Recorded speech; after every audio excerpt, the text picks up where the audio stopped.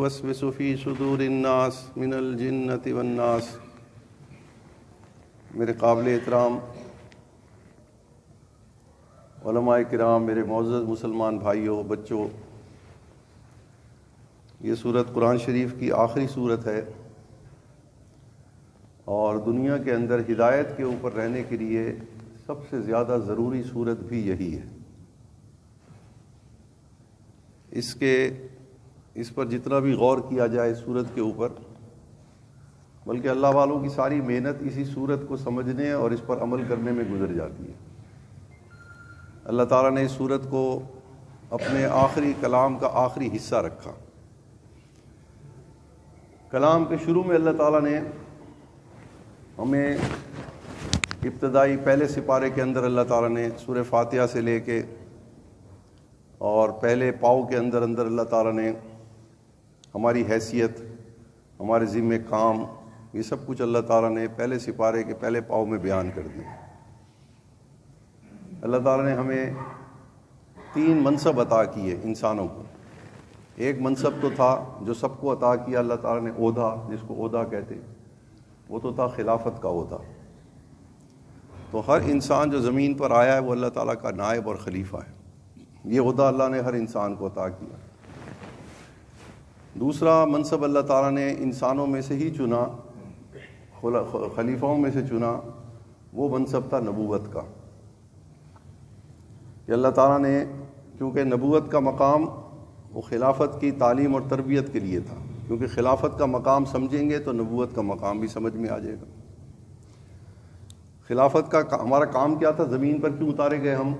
اس لیے اتارے گئے کہ ہم زمین پر آنے کے بعد یہاں پر امن قائم کریں، زمین کو ہر قسم کے جھگڑے اور فساد سے پاک کریں۔ یہ ہے اصل میں ہماری ڈیوٹی۔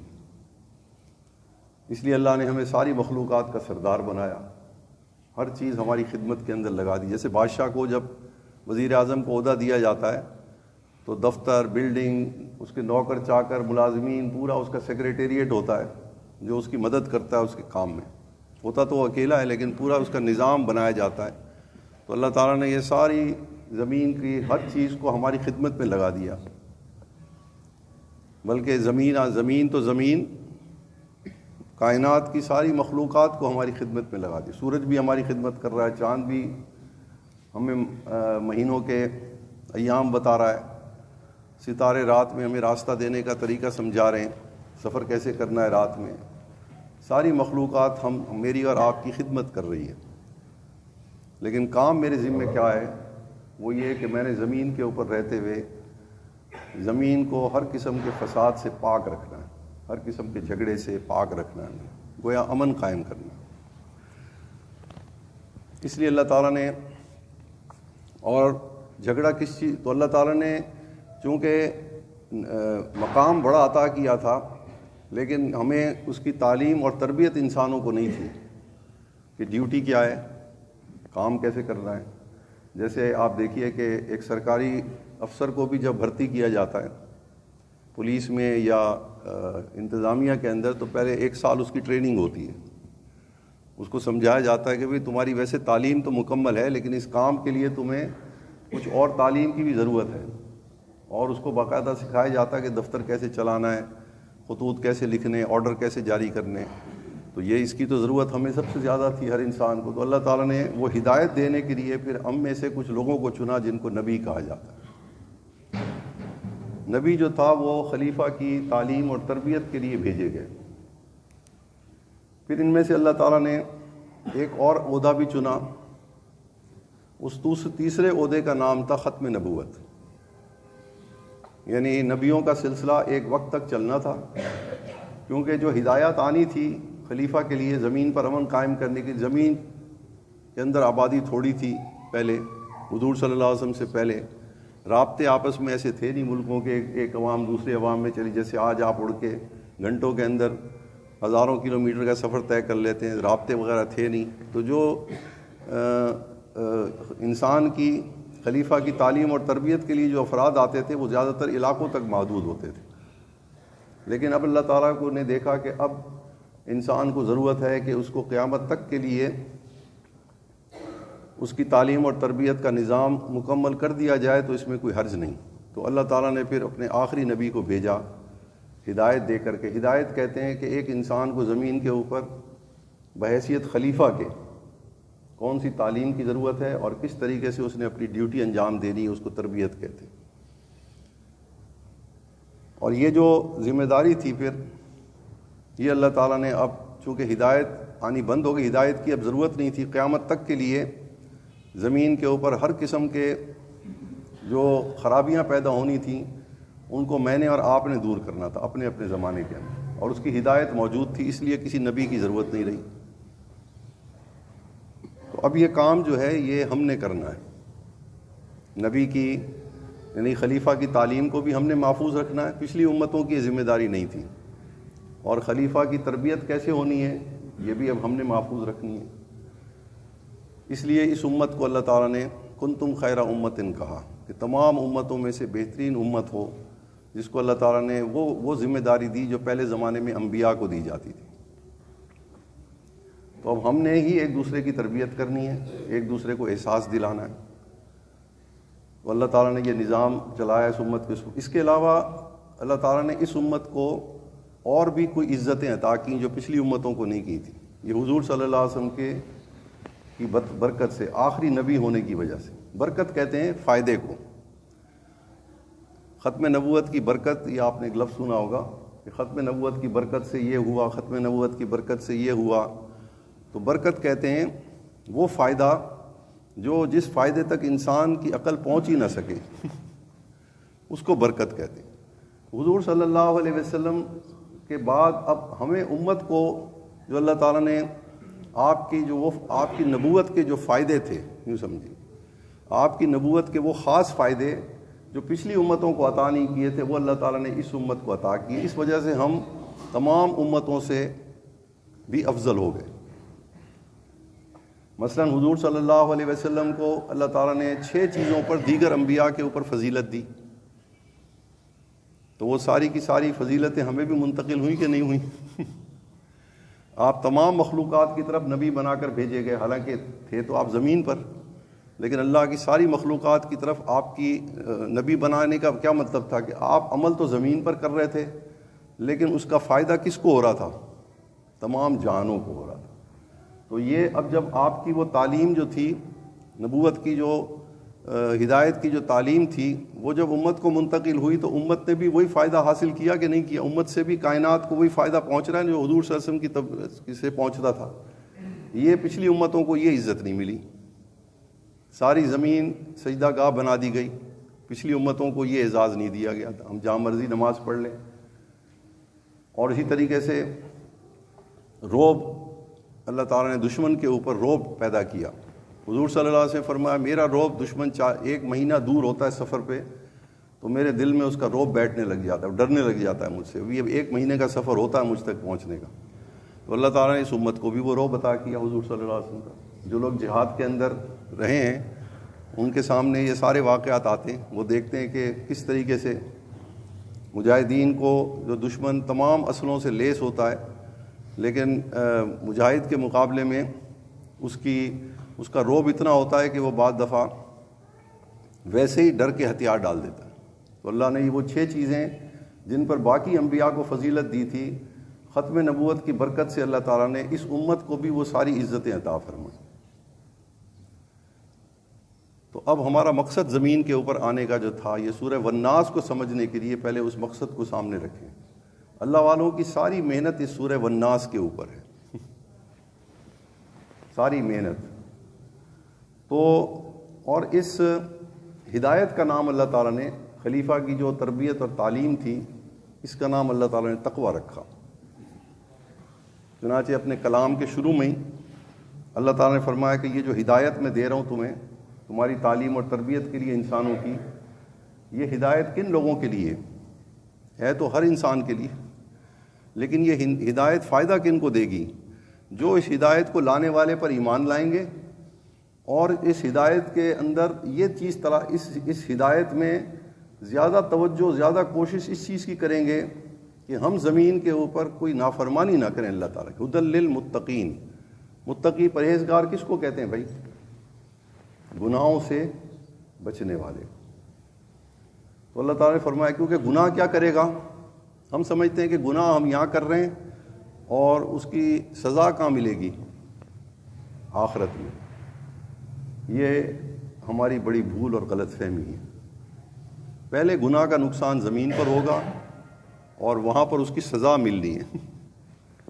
نقصان گناہ کا یہیں پر ہونا ہے۔ حضرت ابو ہریرہ رضی اللہ تعالیٰ عنہ کے پاس ایک شخص آیا، اس نے کہا اے صحابی رسول، میں اگر اللہ کی کوئی نافرمانی کرتا ہوں، یہ خلیفہ ہونے کی وجہ سے میں سمجھانا چاہ رہا ہوں کہ جیسے اگر کوئی وزیر اعظم غلط آرڈر جاری کرے تو اس غلط آرڈر کرتا تو وہ دفتر کے اندر بیٹھ کے اس کو تو لوگ دیکھ بھی نہیں رہے ہوتے، لیکن جب اس کا آرڈر دفتر سے نکلتا ہے تو پورے ملک کے اندر اگر وہ آرڈر اچھا ہوتا ہے تو ساری عوام کو فائدہ پہنچتا ہے کہ نہیں، اور اگر وہ آرڈر غلط ہوتا ہے تو سارے ملک نقصان اٹھاتا ہے کہ نہیں اس کے آرڈر سے۔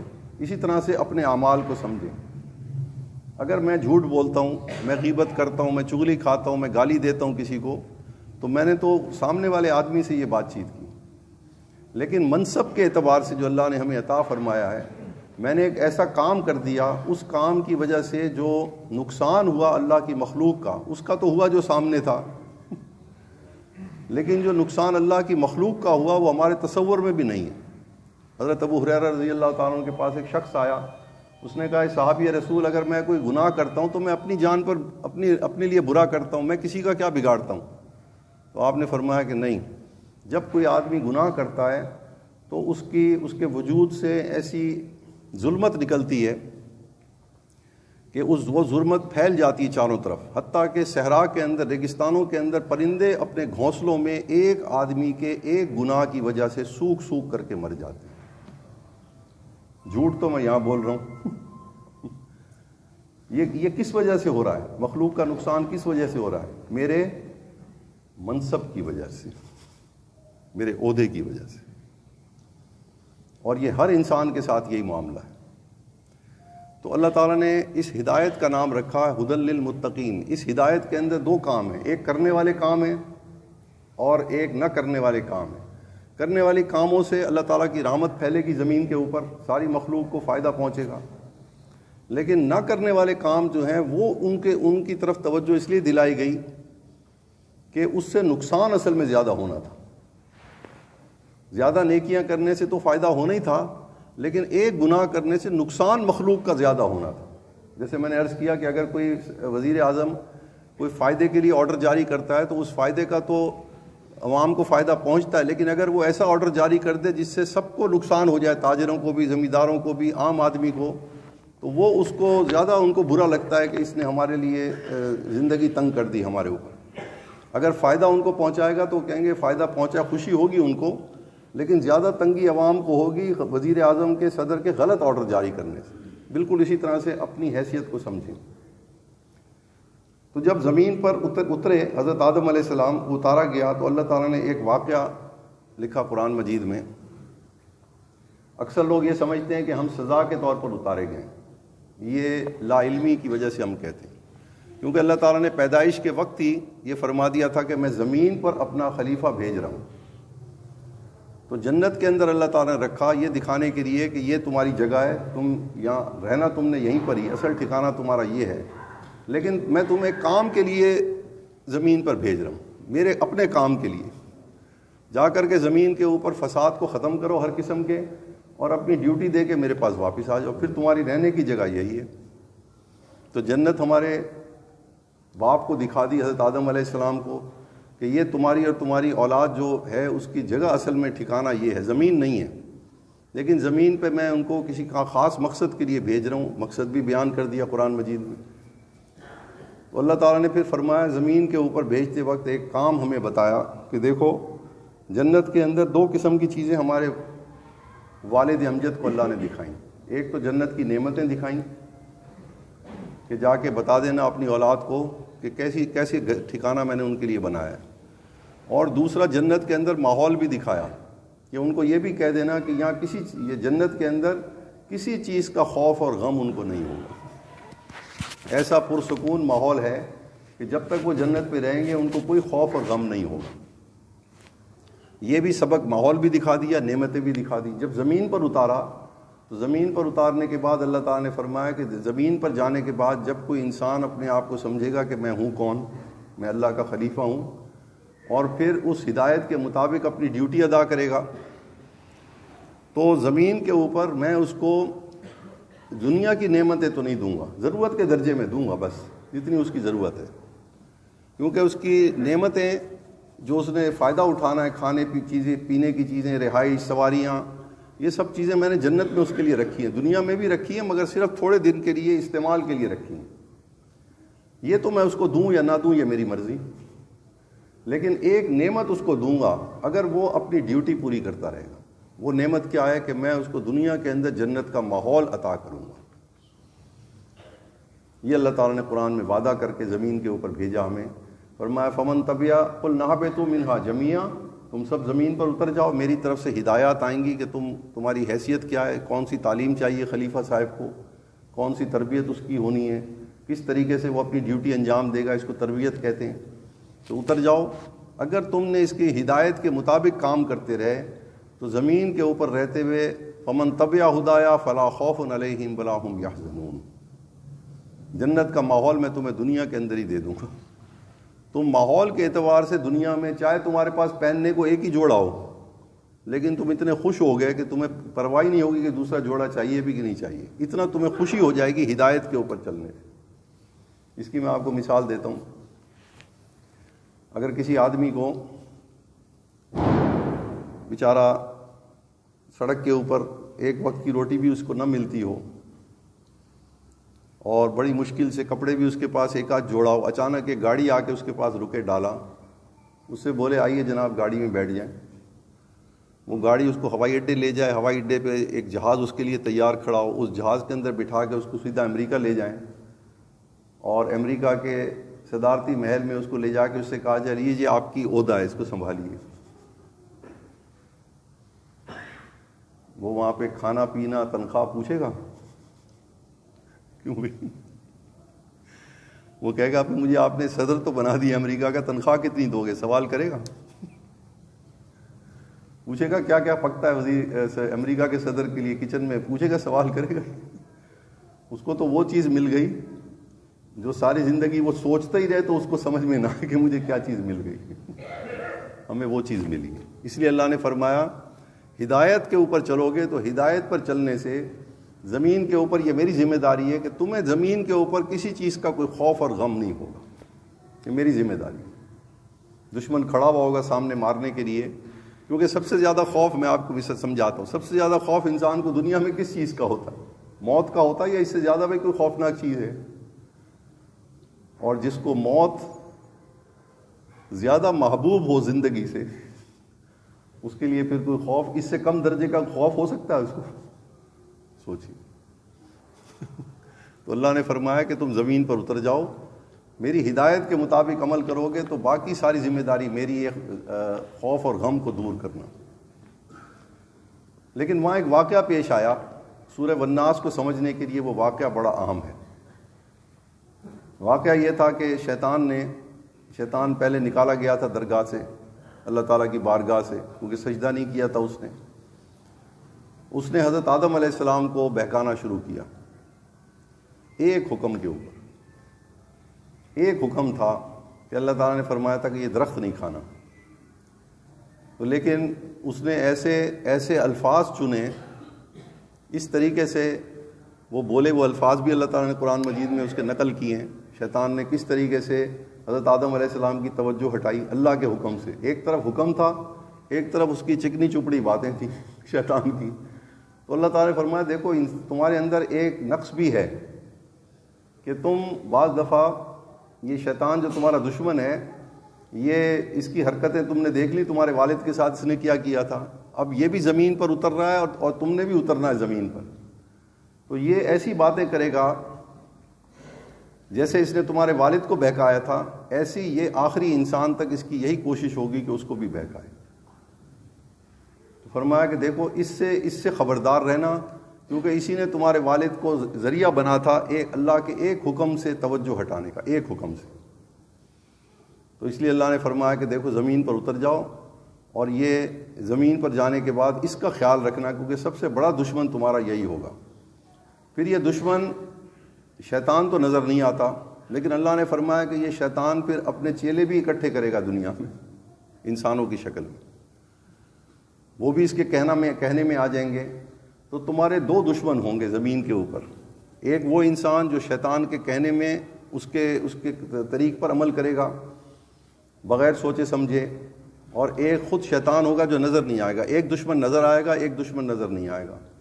ان سے بچتے رہنا، کیونکہ اگر تم نے ان کی بات مان لی تو تم ایسا کام کر بیٹھو گے جس کو گناہ کہتے ہیں، نافرمانی کہتے ہیں، اور تم پھر زمین کے اوپر اپنا مقصد جس کے لیے بھیجا گیا تھا تم بڑے خسارے میں ہو جاؤ گے، نقصان اٹھاؤ گے. کیونکہ جب تم نافرمانی کرو گے تو ایک نافرمانی کرنے سے یہ حال ہوا حضرت آدم علیہ السلام کا، تو تم اگر نافرمانی کرو گے تو پھر تمہارا حال بھی اگر تم نے نہ پہچانا اس کے شیطان کو، تو تمہارے ساتھ بھی دنیا کے اندر وہی ہوگا کہ یہ تمہیں تقویٰ سے ہٹائے گا، یعنی یہ گناہوں کی طرف تمہیں متوجہ کرے گا. اور اللہ تعالیٰ نے ایک لفظ استعمال کیا، قل اعوذ برب الناس ملک الناس الہ الناس من شر الوسواس الخناس. خناس کہتے ہیں ایسے آدمی کو جس کی باتیں تو صحیح ہوں لیکن اس کا نتیجہ غلط ہو. باتیں وہ صحیح کرے لیکن اگر کوئی آدمی اس کی بات مان لے تو وہ نقصان اٹھائے، اس کو خناس کہتے ہیں. تو فرمایا کہ خناس سے بچتے رہنا. وہ خناس آدمیوں میں سے بھی ہوگا اور جنوں میں سے بھی ہوگا، شیاطین میں سے بھی ہوگا. شیطان تو نظر آتا نہیں. شیطان کا واردات کا طریقہ کار ہے کہ وہ خیال ڈالتا ہے. ہم جو کام بھی کرتے ہیں پہلے اس کام کا خیال ہمارے ذہن میں آتا ہے، یہ بغیر سوچے سمجھے کرتے ہیں ہم. پہلے خیال آتا ہے، چاہے وہ نیکی کا ہو یا برائی کا ہو، پہلے خیال آتا ہے. پھر اگر ہم اس خیال کی توجہ نہ کریں، خیال کے اوپر غور نہ کریں کہ خیال پہ کام کرنا چاہیے کہ نہیں کرنا چاہیے، اور بغیر سوچے سمجھے جو بھی خیال آئے اس پر عمل کرنا شروع کر دیں، تو پھر نقصان اٹھانے کے امکانات بہت بڑھ جاتے ہیں. تو اللہ تعالیٰ نے فرمایا کہ دیکھو خیال کی حفاظت کرنا، کیونکہ یہ شیطان کے انسان کی شکل میں جس کو اپنا مرید بنا لیا ہے، وہ بھی بعض دفعہ تمہیں ایسی بات کرے گا تمہارے سامنے آ کر کے، ہو سکتا ہے وہ تمہارا والد ہو، تمہاری والدہ ہو، تمہارا بھائی ہو، تمہاری بیوی ہو، تمہارے بچے ہوں، عام مسلمان ہو. اس کی باتوں سے بچتے رہنا. ہر آدمی کی بات سننے کے بعد ایسے نہیں اس پر عمل کرنا شروع کر دینا. اس کی میں آپ کو مثال دیتا ہوں. اگر تم نے شروع کر دی یہ بات ہر ایک کے کہنے میں تو پھر تمہارا نقصان، تم یقیناً کوئی نہ کوئی نافرمانی کر بیٹھو گے. جیسے اس نے چکنی چپڑی باتیں کر کے حضرت آدم علیہ السلام کو دھوکے میں ڈالا اور توجہ ہٹائی حکم سے، تو اس وقت آپ نے غور نہیں کیا کہ یہ جو بار بار مجھے قسمیں دلوا رہا ہے کہ یہ اللہ تعالیٰ نے آپ کو اس لیے روکا ہے کہ اگر آپ یہ درخت نہیں کھائیں گے تو آپ ہمیشہ ہمیشہ جنت میں نہیں رہیں گے. تو آپ نے تو جنت کا ماحول دیکھا تھا اور آپ یہ بھول گئے کہ مجھے تو زمین کے لیے اللہ نے پیدا کیا تھا. توجہ ہٹا دی شیطان نے خیال ڈال کے. فرمایا زمین پر بھی یہ تمہارے ساتھ رہے گا. یہ دو دشمن. غیبت یہ سچی بات ہوتی ہے یا جھوٹی ہوتی ہے؟ جھوٹا جملہ ہوتا ہے. کیوں بھائی؟ کسی آدمی کے اندر اگر کوئی برائی ہو اور دوسرا آدمی اس کی وہ برائی آپ کے سامنے پیش کرے، آپ کو تو پتہ نہ ہو، تو وہ سچی بات کر رہا ہے یا غلط کر رہا ہے؟ لیکن وہ کسی کی برائی آپ کے سامنے کیوں بیان کر رہا ہے؟ الفاظ سچے ہیں کہ غلط ہیں؟ اور ارادہ اس کا کیا تھا آپ کو بتانے کا؟ فساد تھا یا امن تھا؟ بھئی آپ کو تو کسی کے بارے میں پتہ ہی نہیں تھا کہ وہ آدمی کیسا ہے. اچانک آپ کا دوست آ کے کہنے لگا یار فلاں آدمی تمہارا دوست ایسے یا فلاں آدمی ایسے ہے. تو یہ جو اس نے بات تو اس نے سچی کی تھی. خناس کہتے ہیں ایسے آدمی کو جو بات تو ٹھیک کرے لیکن اس کی اپنی نیت کے اندر خرابی ہو، وہ دوسرے کو نقصان پہنچانا چاہتا ہو. اگر آپ اس کی بات مان لیں گے تو اسی وقت آپ کے دل میں اس مسلمان کے لیے، اس والد کے لیے، والدہ کے لیے، بیوی اور بچوں کے لیے وہ حیثیت رہ جائے گی صرف اس کی بات مان لینے کی وجہ سے. تحقیق تو آپ بعد میں کریں گے. تو ایک ہی بات نے، ایک ہی جملے نے انسانوں کے اندر فوراً فساد پیدا کر دی. یہ چغلی کیا چیز ہے؟ یہ جھوٹ ہوتا ہے یا سچ ہوتا ہے؟ سچی بات. میں نے کسی کے بارے میں بات کی تو یہ جو میں نے کسی کے بارے میں بات کی یہ بھی میں غلط بات کر رہا ہوں اس کو, کیونکہ میں اس کے دل میں دوسرے آدمی کے لیے پہلے ہی برائی ڈال رہا ہوں. اور اگر اس نے میری بات سن کے اس کو کہا فلاں آدمی تمہارے بارے میں یہ کہہ رہا تھا, اس نے سچ کہا یا جھوٹ کہا؟ جو رپورٹ دی اس نے سچ رپورٹ دی یا جھوٹ دی؟ لیکن اس کی نیت خراب تھی اطلاع دینے کی, کیونکہ وہ کہہ رہا تھا کہ ان دو کے درمیان آپس میں تعلقات خراب ہو جائیں. یہ تو وہ چیزیں ہیں جو ظاہراً ہیں. اس سے بڑھ کر دوسری جو چیز ہوتی ہے وہ آتی ہے کسی کے رویے کو دیکھ کر کے, کسی کے حرکت کو دیکھ کر کے خیال آنا. یہ اس سے بھی زیادہ خطرناک ہے, کیونکہ قرآن مجید نے کہا ان بعض الظن اثم. سورہ حجرات کے اندر اللہ نے فرمایا دیکھو تمہارے سامنے تمہارے والد کوئی حرکت کریں گے, تمہاری والدہ کوئی تم سے جملہ کہے گی گھر میں, تمہاری بیوی تم سے کوئی بات کرے گی, تمہارے بیٹے تم سے کوئی بات کریں گے, تمہارے دوست تم سے کوئی بات کریں گے. تو ہر بات کے دو مطلب ہوتے ہیں, ہر جملے کے جو آپ سنتے ہیں. شیطان کا کام یہ ہوتا ہے کہ اس کا منفی پہلو آپ کے دماغ میں پہلے ڈالتا ہے. یہ اس نے اس لیے کی ہوگی بات خود سے بغیر تحقیق. کسی آدمی نے آپ کو اپنی شادی پہ دعوت نہیں دی, کبھی ہم نے جا کے اس سے پوچھا بھائی بغیر سوچے سمجھے ہم نے تعلقات ختم کر دیتے ہیں کہ نہیں؟ بغیر سوچے سمجھے, کیونکہ ہم نے اس کی ایک حرکت دیکھی کہ اس نے مجھے بلایا نہیں تھا, میں نے تو اس کو بلایا تھا, اس نے مجھے نہیں بلایا. تو یہ اس کا نہ بلانا جو ہے اس کی 100 صحیح وجوہات بھی ہو سکتی ہیں کہ نہیں. اور شیطان کیا دماغ میں ڈالتا ہے, بھائی میں نے تو اس کو بلایا تھا, اس نے مجھے نہیں بلایا. اور یہ جو میں اس کے بارے میں سوچ رہا ہوں یہ اچھا گمان ہے یا برا گمان ہے؟ تو قرآن مجید نے کہا کہ دیکھو یہ جو خیالات تمہارے آتے ہیں نا, یہ بعض خیالات ایسے ہیں جو تمہیں گناہ کی طرف لے کے جاتے ہیں. اس وقت ایک عام لفظ استعمال ہو رہا ہے معاشرے کے اندر, ہر گھر کے اندر ایک رشتہ دوسرے سے دور ہوا ہوا ہے ذہنی طور پر. وہ اسی سورہ والناس کو نہ سمجھنے کی وجہ سے خاوند بیوی کے درمیان شکوک, ماں باپ اولاد کے درمیان شکوک و شبہات, بھائیوں کے اندر لڑائی, اسی وجہ سے. اس کو نیگیٹیوٹی کہتے ہیں, عام زبان میں کہتے ہیں آج کل منفی اثرات بہت پھیل رہے. تو ہم نے اللہ تعالیٰ کے کلام سے کبھی کوئی مدد لی نہیں. حضرت حسن بصری رضی اللہ تعالیٰ عنہ یہ تو میں بات کر رہا ہوں وہ واقعات جن کے اندر کوئی غلطی ہے ہی نہیں. جیسے ایک آدمی نے آپ کو دعوت پہ نہیں بلایا, اس نے کوئی گناہ کیا؟ بھائی نہ بلانا تو کوئی گناہ نہیں تھا. آپ نے اگر بلا لیا, اس نے اگر نہیں بلایا تو یہ گناہ کی بات تھی؟ گناہ تو نہیں تھا. پوچھنا چاہیے تھا نا بغیر سوچے سمجھے خود سے کسی کے حرکت کے اوپر, کسی کے جملے کے اوپر خود سے. جیسے عام طور پر آپ کسی سے مذاق کریں تو وہ آگے کہتا ہے تانا دے رہے ہو مجھے, ایسا ہوتا ہے کہ نہیں؟ اب ہم نے خود سے کیسے سوچ لیا کہ وہ میری بے عزتی کر رہا ہے؟ یہ گمان مجھے اس کے جملے سے مجھے اگر ایک پہلو تھا مذاق کا اور ایک دوسرا پہلو کیا تھا طنز کا. تو شیطان ہمیشہ اس کی اچھی بات کو, اس نے آپ سے مذاق کیا اپنی دوستی کی وجہ سے, آپ نے اس کے جملے کو شیطان نے کہا دیکھا یہ تمہارے اوپر طنز کر رہا ہے. تو یہ خیالات جو ہیں یہ دوریاں پیدا کرتے ہیں پہلے دو انسانوں کے درمیان. حضرت حسن بصری رضی اللہ تعالیٰ عنہ جا رہے تھے گاؤں, شہر سے باہر, وہاں نہر بہتی تھی. نہر کے باہر آپ نے دیکھا کہ ایک حبشی آدمی ہے اور اس کے وہ نہر کے کنارے بیٹھا ہوا ہے اور اس کی گود میں ایک عورت لیٹی ہوئی ہے, اس کا سر اس کی گود میں حبشی کے, اور شراب کا ایک برتن ہے اس حبشی کے ہاتھ میں, وہ خود بھی پی رہا ہے, اس عورت کو بھی پلا رہا ہے.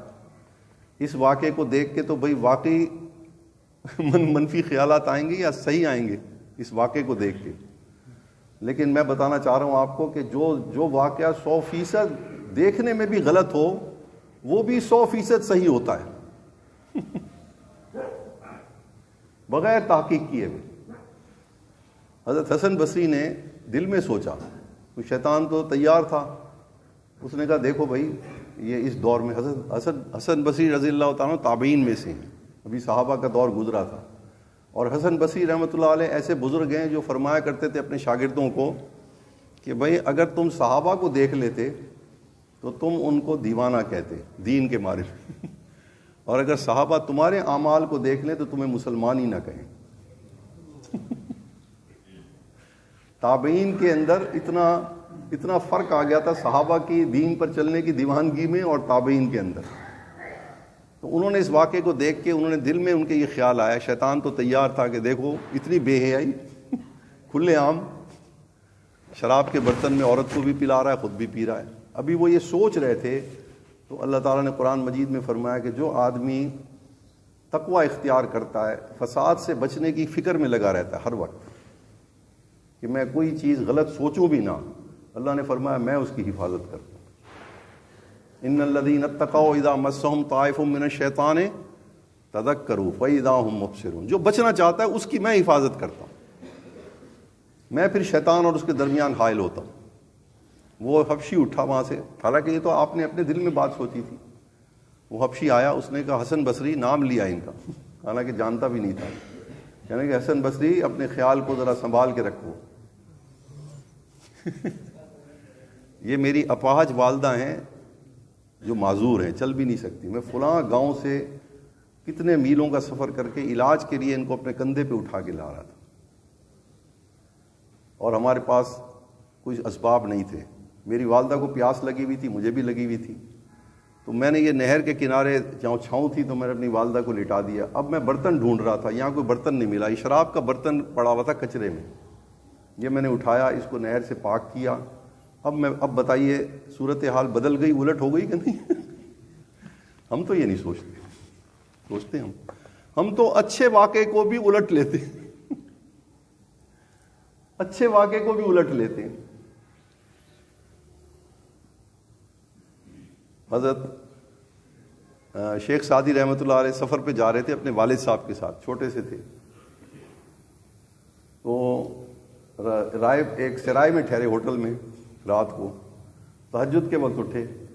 تہجد کے وقت اٹھنے کے بعد آپ نے والد صاحب نے اٹھے اور ان کو بھی اٹھایا اپنے بیٹے کو.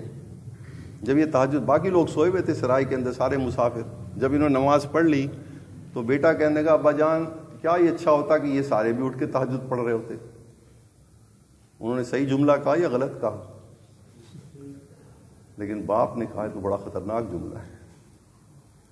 جو آدمی ذرا سی نیکی کرنے لگ جاتا ہے, وہ جو دوسرا آدمی وہ عمل نہیں کر رہا ہوتا اس کو اپنے برابر سمجھتا ہے یا اپنے دل میں حقیر سمجھتا ہے. بیماری یہ تھی بچے کے جملے میں.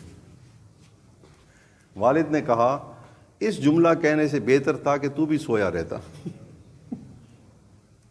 یہ جملہ تو نہ کہتا کم از کم تو. بھئی مسافر ہیں, تھکے ہوئے آئے ہوئے ہیں, کوئی فرض واجب تھوڑی ہے تہجد کہ ہم ہر ایک کو اپنی نیکیوں کے اندر گھسیٹنے لگ جائیں کہ میں یہ کام کر رہا ہوں تو دوسرا بھی ایک نہیں, اگر وہ کرے تو ٹھیک ہے, نہیں کر رہا تو میں اس کے درمیان فرق ڈال دیتا ہوں. اللہ تعالیٰ کے ہاں سمجھیے, اللہ تعالیٰ نے فرمایا کہ دیکھو واقعات سے سبق حاصل کرو. ہم میں اس امت کے اندر شاید ہی کوئی ایسا گناہ گار ہوگا جس نے 100 قتل کیے ہوں. کوئی ہے ایسا بھائی ہمارے علم میں؟ ساری زندگی کوئی نماز بھی نہ پڑھی ہو, ساری زندگی کوئی صحیح کام بھی نہ کیا ہو, لیکن ایک خیال اس کے دل میں آیا ہو کہ میں نے بہت زیادہ برائیاں کر لی, ایک نیکی اس کے پاس ہو. وہ کون سی تھی؟ ایمان کی, اور کوئی نیکی نہیں تھی. اور ایک انسان کو ناحق قتل کرنا اللہ تعالیٰ کہتے ہیں جیسے اس نے سارے انسانوں کو قتل کر دیا. ومن قتل الناس فکانما قتل الناس جميعا. تو اس کا حال کیا بتایا اللہ تعالیٰ نے ہمیں حضور صلی اللہ علیہ وسلم کے ذریعے. جب اس کو صرف یہ خیال آیا کہ میں بہت زیادہ نقصان پہنچا سکا ہوں انسانیت کا, اور اس نے ابھی توبہ کا ارادہ کیا, اس کی بخشش کا اعلان حضور صلی اللہ علیہ وسلم کی زبان مبارک سے ہوا کہ نہیں؟ حدیث کی کتابوں میں پڑھتے ہیں طلباء کہ نہیں؟ ہم میں کوئی اتنا گناہ گار ہے جو ہر ایک کے بارے میں ہم ہر وقت لابا پک رہا ہے دوسرے کے خلاف؟ میں گھر میں داخل ہوا, بیوی نے میری عزت ہی نہیں کی, مجھے سلام ہی نہیں کیا. بھائی بیچاری کسی کام میں مصروف ہوگی, کسی سوچ کے اندر ہوگی. خاوند داخل ہوا, بیوی نے کہا تم نے مجھے میری طرف دیکھا ہی نہیں, سلام ہی نہیں کیا. یہ ہو رہا ہے کہ نہیں ہو رہا؟ ایک بہت دیندار آدمی، سارے محلے کی خدمت کرتے تھے، دین کی خدمت میں لگے رہتے تھے ہر وقت، فوت ہو گئے. تو جب ہر محلے والا ان سے خوش تھا، وہاں پر اس کے جو سالے صاحب تھے وہ بھی بیٹھے ہوئے تھے تعزیت کے لیے. انہوں نے کہا کہ یہ شخص میری بہن سے 20 سال پہلے ایک چھوٹی سی بات پہ ناراض ہوا تھا، چھوٹی سی بات پہ 20 سال تک اس نے میری بہن سے کلام نہیں کیا، اسی کے گھر میں رہتی تھی، اسی کے بستر پہ سوتی تھی، قطع تعلق کیا ہوا تھا اس نے، ایک جملے کی وجہ سے موقع ہی نہیں دیا اس کو معافی کا. ایک اللہ والے تھے، یہ سندھ میں تھے، فوت ہو گئے. ان کے پاس جب لوگ دعاؤں کے لیے جاتے تھے وہ کہتے کہ یار یہ میرے ایک ہاتھ سے کیا فائدہ ہوگا، اتنے ہاتھ تو تیرے بددعا کے لیے اٹھے ہوئے چاروں طرف مخلوق کے، کتنے لوگوں کو تو نے تنگ کر رکھا ہے، وہ تو صبح شام اٹھے ہوئے، میں تو ابھی تیرے لیے ہاتھ اٹھاؤں گا، تو ان ہاتھوں کے مقابلے میں میری دعا کیا فائدہ دے گی جو بددعائیں تجھے مل رہی ہیں چاروں طرف سے. بیوی بھی پریشان، بہن بھائی بھی پریشان. سبب کیا ہے؟ یہ سورہ والناس سے توجہ ہٹ گئی. یہ آخری سورت ہے، کیونکہ اللہ تعالیٰ نے فرمایا دیکھو یہ ہدایت کے اوپر چلتے رہنا. اس سورت کو آخر میں اللہ نے اسی رکھا کہ اس ہدایت کے اندر سب سے زیادہ نقصان پہنچانے والی یہ سورت اس کو آخر میں رکھا تاکہ آدمی مطمئن نہ ہو جائے. پھر شیطان ایک اور وسوسہ بھی ڈالتا ہے، اللہ تعالیٰ نے وہ بھی اس سورت کے اندر بیان فرمایا. قل اعوذ برب الناس ملک الناس الہ الناس. اللہ تعالیٰ فرما تو رہے ہیں کہ بھائی اے نبی آپ شیطان سے بچنے کے لیے میری پناہ طلب کریں. طریقہ بھی بتا رہے ہیں کہ یہ شیطان کے وسوسوں سے بچنے کے لیے جو انسان آپ کو کسی دوسرے کے بارے میں غلط بات آ کر کے کہیں، اس شر سے بچنے کے لیے، جملے سے بچنے کے لیے نا یہ میری پناہ طلب کرتے رہے، میں پناہ دوں گا آپ کو. لیکن یہ جو 3 دعوے ہیں، قل اعوذ برب الناس یعنی انسانوں کا رب ہونا، انسانوں کا بادشاہ ہونا، یہ حقیقت میں کون ہے، اور انسانوں کا معبود، یہ حقیقت میں کس کو زیب دیتی ہیں یہ تینوں عہدے. لیکن یہ تینوں دعوے دار ہم بھی ہیں ان کے کہ نہیں؟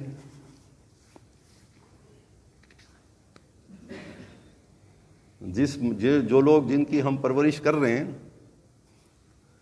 ان کو بھی تو ہم بعض دفعہ غصے میں کہہ بیٹھتے میری ٹکڑوں پہ پلتے رہے ساری زندگی. بھائی وہاں ہمارا نفس کیا دعویٰ کرتا ہے، رب ہونے کا یا کچھ اور؟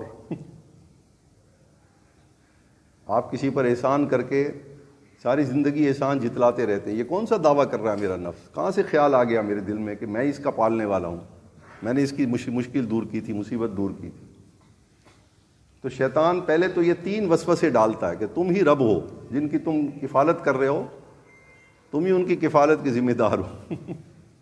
تم ہاتھ کھینچ لو گے، دیکھو کیسے زندہ رہتے ہیں، کیسے پلتے ہیں، خوش رہتے ہیں. یہ پہلا وسوسہ تو شیطان میرے اور آپ کے دل میں یہ ڈالتا ہے. دوسرا وسوسہ ڈالتا ہے ملک الناس کا. ہر آدمی جس کو تھوڑی بہت یہاں پر حیثیت ہے، اختیار دیا گیا ہے، وہ کیا سمجھتا ہے اپنے آپ کو، اپنے ماتحتوں کے اوپر کیا سمجھتا ہے؟ وہ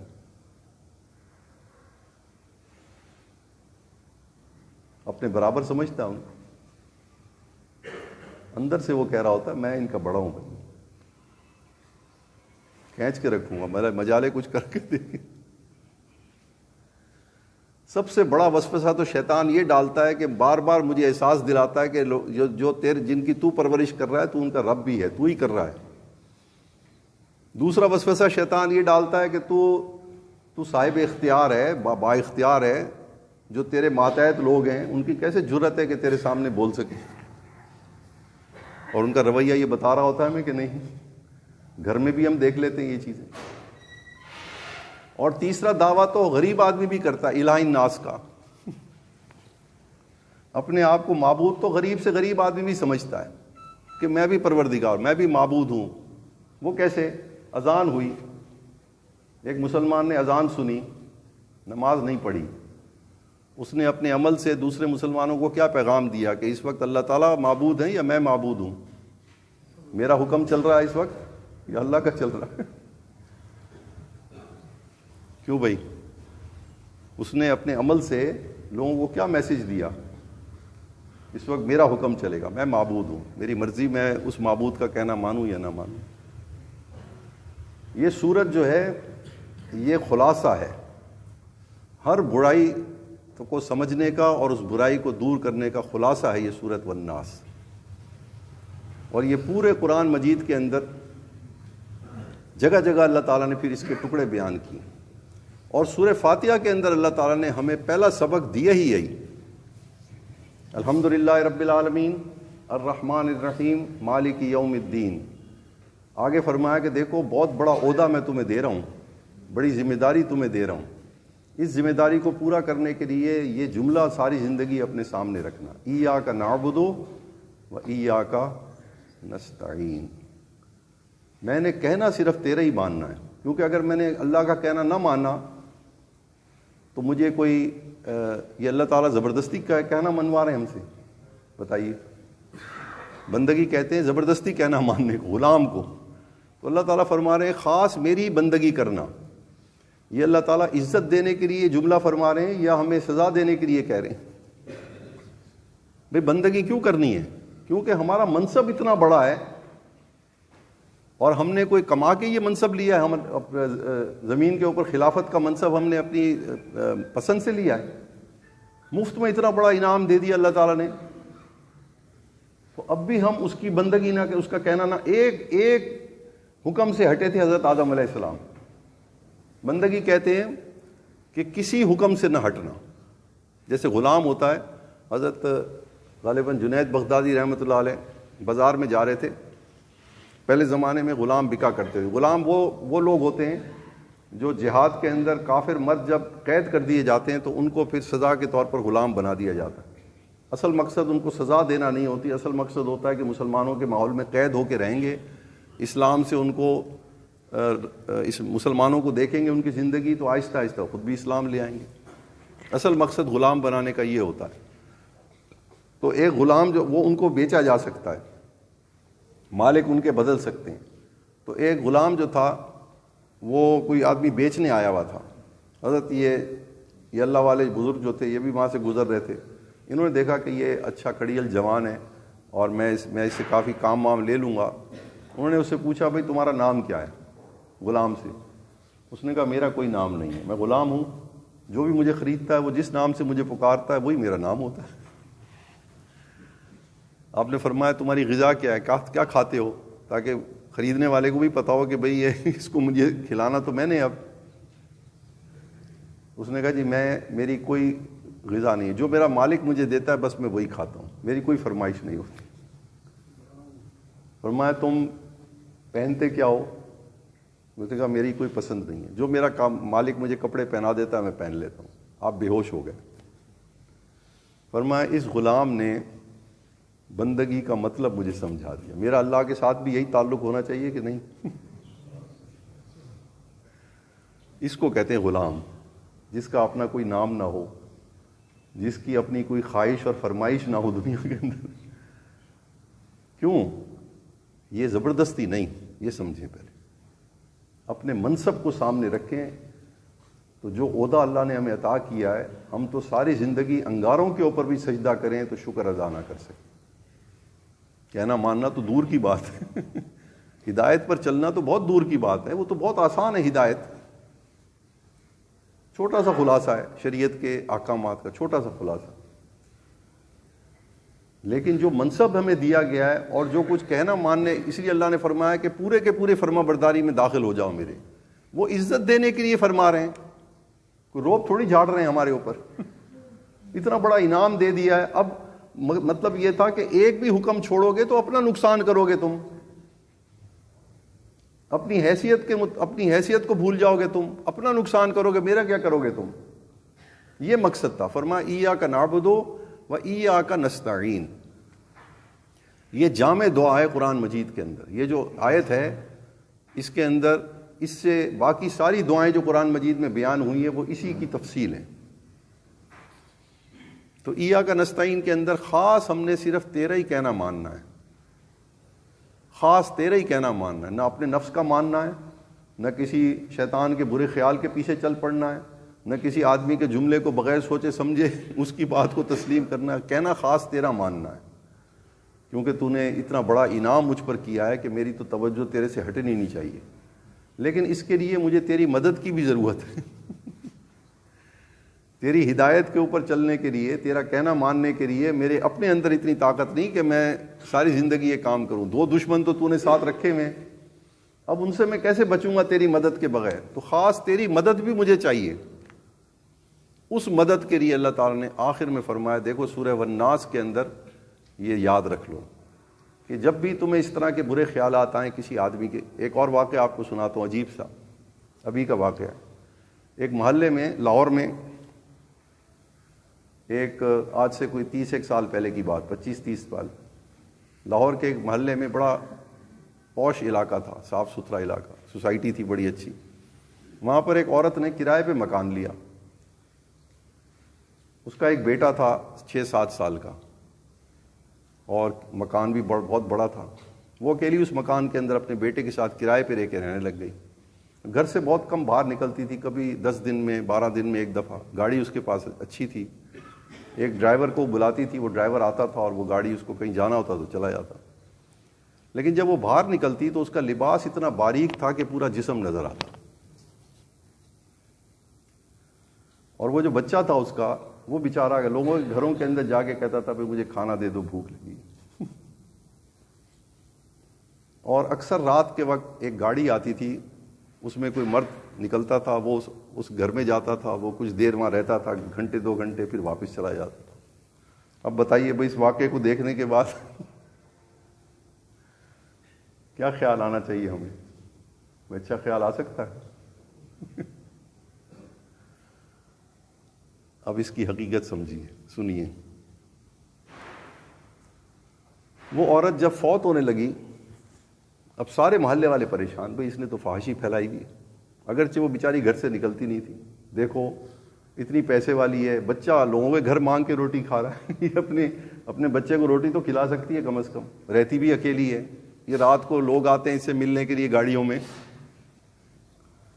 جب وہ عورت مرنے لگی تو یہ جن صاحب نے واقعہ لکھا ہے، یہ پروفیسر ہیں، اب تو فوت ہو گئے، پنجاب یونیورسٹی میں، ان کی بیگم بھی پروفیسر تھیں، وہ ان کے پڑوس میں تھے، ان کو بلایا اس نے، عورت نے، ان سے کہنے لگی دیکھو میں شرعی پردہ کرتی تھی،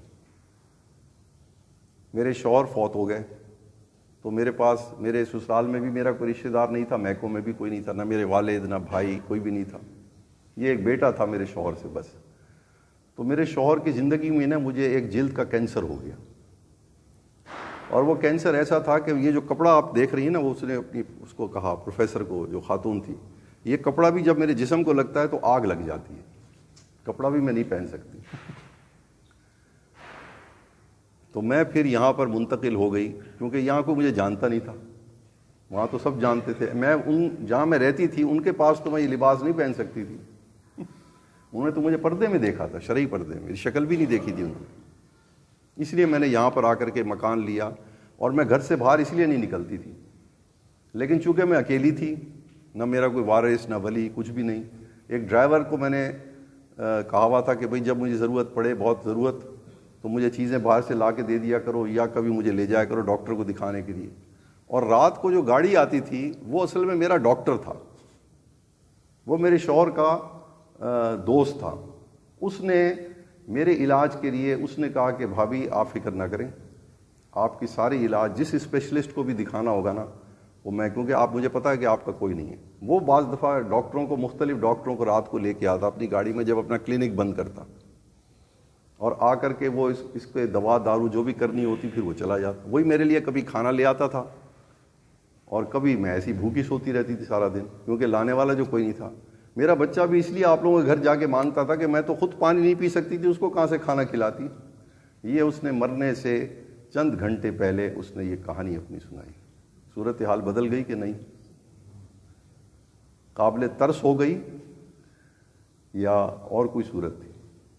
ہر واقعے کے پیچھے یاد رکھیے، یہ بات واقعہ سنانے کا مقصد یہ تھا کہ یہ واقعہ تو دیکھ کے 100% برا خیال آتا ہے، لیکن میں عرض کرنا چاہتا کہ آپ غور کریں اپنے گھر کے اندر، کبھی آپ ایک دن محنت کر کے دیکھیں، اپنے دوستوں کے اندر محنت، جو جملہ آپ ان سے سن رہے ہیں آپ اس کے دو پہلو سمجھیں۔ پہلے شیطان ہمیشہ اس کا برا پہلو آپ کے سامنے ڈالے گا، یہ بات اس نے مجھے اس لیے کی، خود سے گمان کر لیں گے، ہم خود سے بنا لیں گے، اور جب آپ تحقیق کریں گے تو پتہ لگے گا کہ نہیں بھائی اس نے تو اس وجہ سے کہا ہی نہیں تھا یہ جملہ۔ تو اللہ تعالیٰ نے فرمایا کہ پھر ایاک نستعین میں فرمایا کہ دیکھو شیطان تمہیں بادشاہت کا دعویٰ بھی کرے گا، تمہیں رب بھی تسلیم کروائے گا کہ تم بھی رب ہو، تمہیں معبود بھی بار بار ہوا بھرے گا تمہارے اندر، تم بھی معبود ہو۔ نماز پڑھنے والا غیر نمازی کو حقارت کی نگاہ سے دیکھتا ہے یا نیکی کی نگاہ سے دیکھتا ہے؟ ہو سکتا ہے اس کا وہ، میں نے کہا وہ 100 قتل تو بیچارے نہیں کیے ہوئے نا جو نماز نہیں پڑھ رہا، آج 100 قتل کیے ہیں اس نے، ایمان تو ہے کہ نہیں؟ اچھا گمان کرنے کے لیے تو یہ ایک واقعہ کافی ہے۔ ہمیں کیا پتا اللہ تعالیٰ کا تعلق کس آدمی کے ساتھ کیسا ہے، ہمیں کیا پتا، اس کی مخلوق ہے۔ صرف ایمان اتنی قیمتی چیز ہے کہ اگر یہی کوئی آدمی بچا کے لے جائے، یہی بہت بڑی نعمت ہے جو وہ بچا کے لے جائے۔ اسی لیے اللہ نے فرمایا کہ جب ایسے خیالات آئیں تو یہ سورت پڑھو، قل اعوذ برب الناس ملک الناس الہ الناس، میری پناہ مانگو شیطان سے، میں تمہارے خیالات کو صاف کر دوں گا، بدگمانیاں میری دور کر دوں گا۔ اسی لیے حضور صلی اللہ علیہ وسلم کے سامنے جب بھی کوئی آدمی ایسی حرکت کرتا جو عام حرکت سے ہٹ کے ہوتی تو آپ اس کو بلا کے پوچھتے تھے۔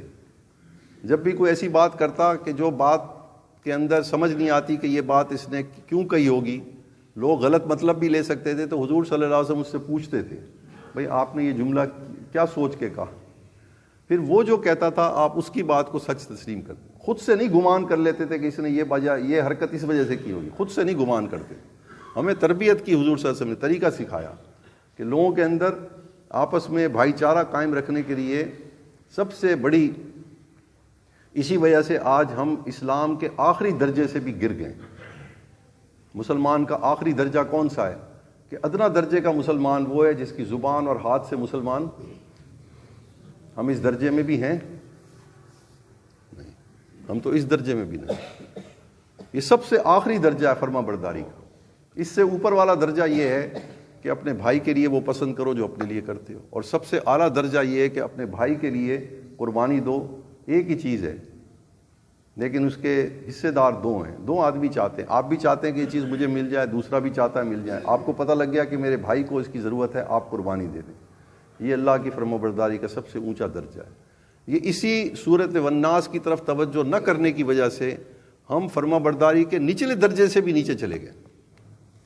کوئی مسلمان ہماری زبان اور ہاتھ سے محفوظ نہیں، نہ ہمارے والدین، نہ بہن بھائی، نہ بیوی، نہ بچے، نہ ہمارے دوست احباب، ہر ایک کے بارے میں غلط خیال، ہر ایک کے بارے میں اس کی کوئی حرکت، کوئی جملہ دیکھا فوراً ذہن نے ایک نقشہ بنا لی۔ اس لیے اللہ نے فرمایا ان الذین اتقوا، جو لوگ پرہیز کرتے ہیں زمین کے اوپر، ہر نافرمانی سے بچنے کی کوشش کرتے ہیں، اذا مسہم طائف من الشیطان، جیسے ہی شیطان ان کے دل میں کوئی غلط خیال ڈالتا ہے چونک جاتے ہیں۔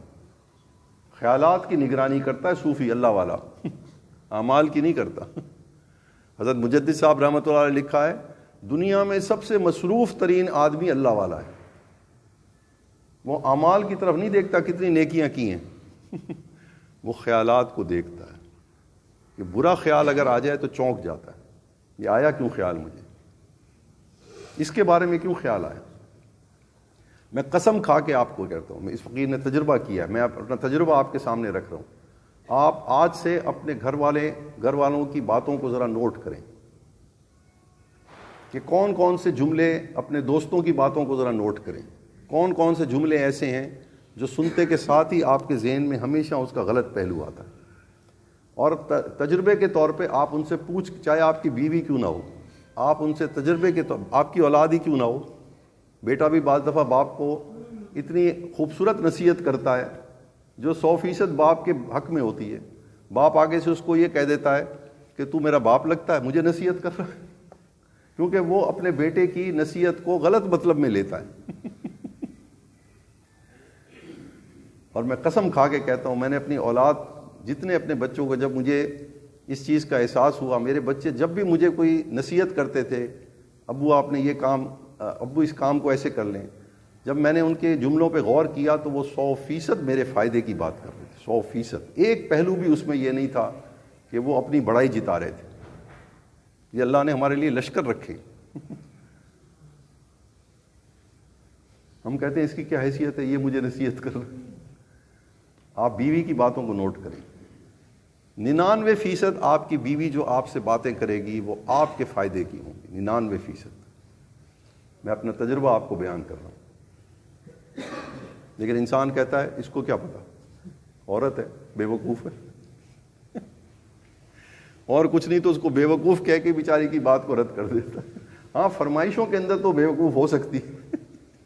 اگر دنیا کی کوئی چیز طلب کرے، بھئی یہ فرمائش پوری کر دو، یہ کر دو، وہ تو ٹھیک ہے. لیکن اگر وہ آپ کو کوئی نصیحت کر رہی ہے، بھئی بھائی کے ساتھ یہ کریں، بہن کے ساتھ یہ کریں، آپ کا بھائی آپ سے ناراض ہے، اس کو یوں کریں، بچہ آپ کے یہ چیز مانگ رہا ہے، آپ اس کو دیں. اگر آپ اس کے جملے کو، اس لیے حضور صلی اللہ علیہ وسلم فرمایا کہ یہ نصیحت جو ہے یہ مومن کی گمشدہ میراث ہے. کیا مطلب؟ ہر ایک کی بات کو پہلے غور سے سنو، وہ کیا کہہ رہا ہے آپ کو. کوئی بھی ہو، غلام ہو، بوڑھا ہو، عورت ہو، پاگل ہو، عقل مند ہو، اگر آپ سے کوئی بات کر رہا ہے تو طریقہ حضور صلی اللہ علیہ وسلم نے سکھایا شیطان کے وار سے بچنے کا. پہلے اس کے جملے کو غور سے سنو کہ کہہ کیا رہا ہے. پھر دیکھو کہ وہ جو بات وہ کر رہا ہے اس میں تمہارا کوئی فائدہ ہے بھی کہ نہیں. میں نے عرض کیا 99% باتیں جو آپ سنتے ہیں اپنے گھر والوں کی، اپنے دوستوں کی، وہ آپ کے فائدے کی ہوتی. اللہ تعالیٰ ہمیں یہ بات سمجھا دے. اس لیے حضرت مجدد صاحب رحمۃ اللہ نے لکھا ہے کہ سب سے مصروف ترین آدمی دنیا کے اندر اللہ والا ہوتا ہے، کیونکہ اس کی نظر اپنے دل پہ خیالات کے اوپر ہوتی ہے. تو خیالات تو شیطان تو لگا ہوا ہے 24 گھنٹے اس کام. وہ خیال کی حفاظت کرتا ہے، کیونکہ اگر وہ خیال کو سوچنے لگ جائے تو پھر اس رستے پہ چل پڑتا ہے جو غلط ہے.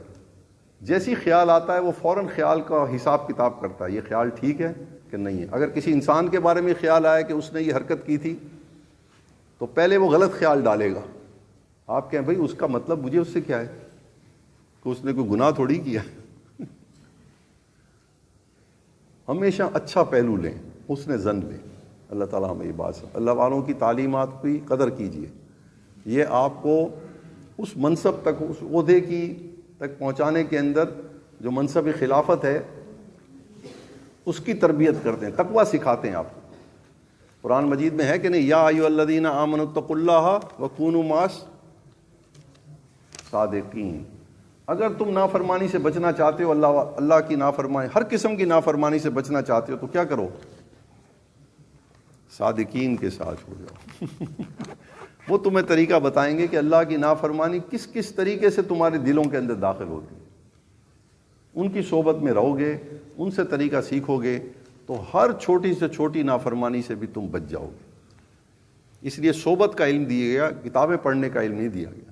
کتابیں پڑھ کے آدمی نہیں بچ سکتا اللہ کی نافرمانی سے. اللہ والوں کی صحبت میں رہیں گے تو آپ کو وہ طریقے بتائیں گے، یہ طریقہ بھی غلط، یہ بات بھی غلط، یہ بات بھی غلط.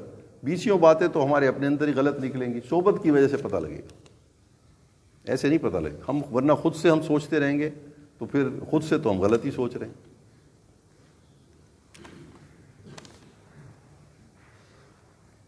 دوسرا وہ حضرت قبلہ ناصر الدین خاکوانی صاحب دامت برکات العالیہ کا سالانہ اجتماع اسی فروری میں اگلے اتوار کو ہونا ہے. ایک تو کل اتوار آ رہا ہے اور ایک 25 فروری کو بہاول نگر میں ہوتا ہے.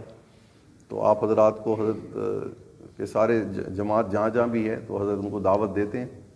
تو یہاں سے اجتماعی نظم بھی سندھ کے ساتھی بنا رہے ہیں، کراچی سے، حیدرآباد کے ساتھی بھی شامل ہوں گے. تو اگر کوئی یہاں سے جانا چاہیں تو ولی اللہ صاحب سے یا عبد القدیر صاحب سے، کھڑے ہو جائیں بیٹے، عبد القدیر صاحب سے رابطہ کر لیں. کنڈیاروں کے ساتھی اگر جانا چاہیں تو جانے آنے کا انتظام ہوگا سواری پہ، تو اس طرح سے شرکت ہو سکتی ہے. اگر خود نہ جا سکیں تو کوشش کریں کہ کسی کو بھیج دیں اگر کوئی اشد مجبوری ہو تو. اور یاد رکھیے کہ شیخ کے اجتماع پہ جانے کے لیے نیت پہلے سمجھیں، وہ ضروری ہے۔ اجتماع پہ جانے کے لیے نیت کیا کرنی ہے؟ میں کیوں اجتماع پہ جا رہا ہوں؟ بیان سننے نہیں، میں جا رہا ہوں اپنے شیخ کی صحبت اٹھانے کے لیے، بس یہ نیت کافی ہے۔ چاہے آپ وہاں آپ کوئی جملہ سنیں ان سے، نہ سنیں، اس کی کوئی، جب آپ صحبت اٹھانے کی نیت سے جائیں گے تو صحبت کی برکت سے آپ کو وہ فائدہ حاصل ہوگا جو اپنی محنت سے شاید ساری زندگی بھی نہ ہو۔ شاہ اسماعیل شہید رحمۃ اللہ علیہ کو ایک مرتبہ، آپ نے یہ حدیث پڑھی، میں آپ کو یہ صحبت کا واقعہ سنا رہا ہوں۔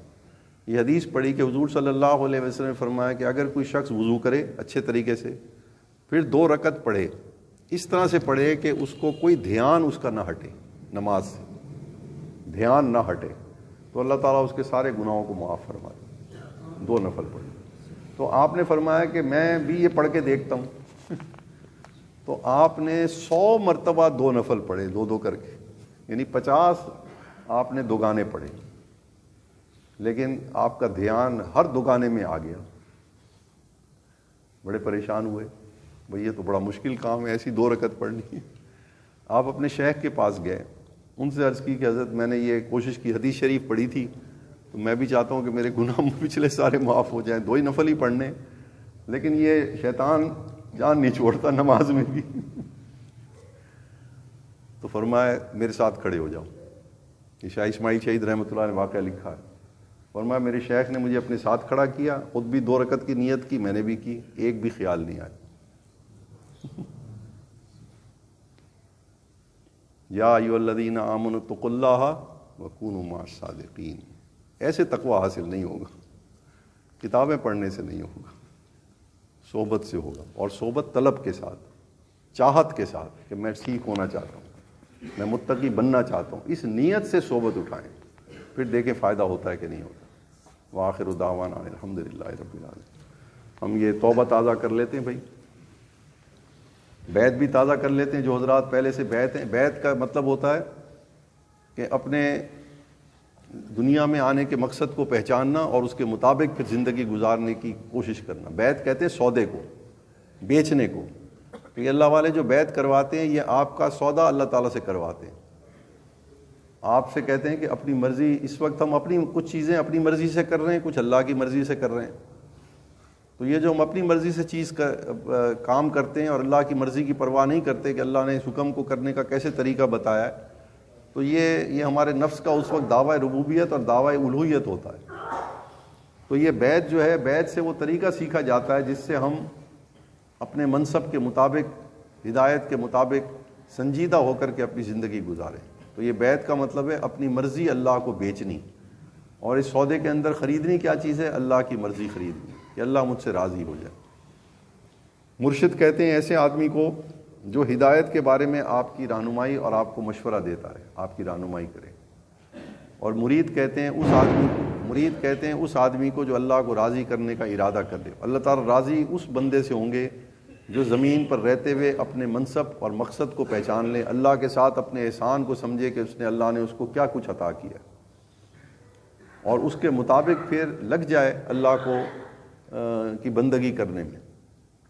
اس کو مرید کہتے ہیں۔ اللہ کو راضی کا ارادہ کرنے والے کو عربی میں مرید کہتے ہیں۔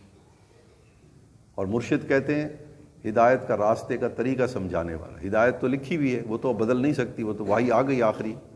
اب ہدایت کے اندر کوئی نئی ہدایت آسمان سے نہیں آنی، لیکن ہدایت پر چلنے کے لیے شیطان اور انسان جو خناس ہیں وہ آپ کو بہکاتے رہتے ہیں، کوئی نہ کوئی ایسی بات آپ کے دل میں ڈال دیتے ہیں، کوئی بات ایسی کہہ دیتے ہیں جس کی وجہ سے آپ ہدایت سے ہٹ جاتے ہیں۔ تو آپ کو ایک رہنما، ایک راہبر چاہیے جس نے یہ سارے یہ تماشے دیکھے ہوں شیطان اور خناس کے، کس کس طریقے سے لوگ بہکاتے ہیں۔ آپ کو ایک جملہ کہہ دیں گے، بس وہ آپ کے لیے کافی ہو جائے گا ہٹانے سے ہدایت کے لیے۔ بدگمانی آ گئی تو آپ نے اس کے ساتھ ترک تعلق کر دیے، وغیرہ وغیرہ۔ تو مرشد کہتے ہیں طریقہ سکھانے والا، ہدایت کے اوپر کیسے رہنا ہے، اگر ہٹ گئے ہو تو دوبارہ کیسے پٹڑی پہ آنا ہے، ہدایت کی پٹڑی، اس کو مرشد کہتے ہیں۔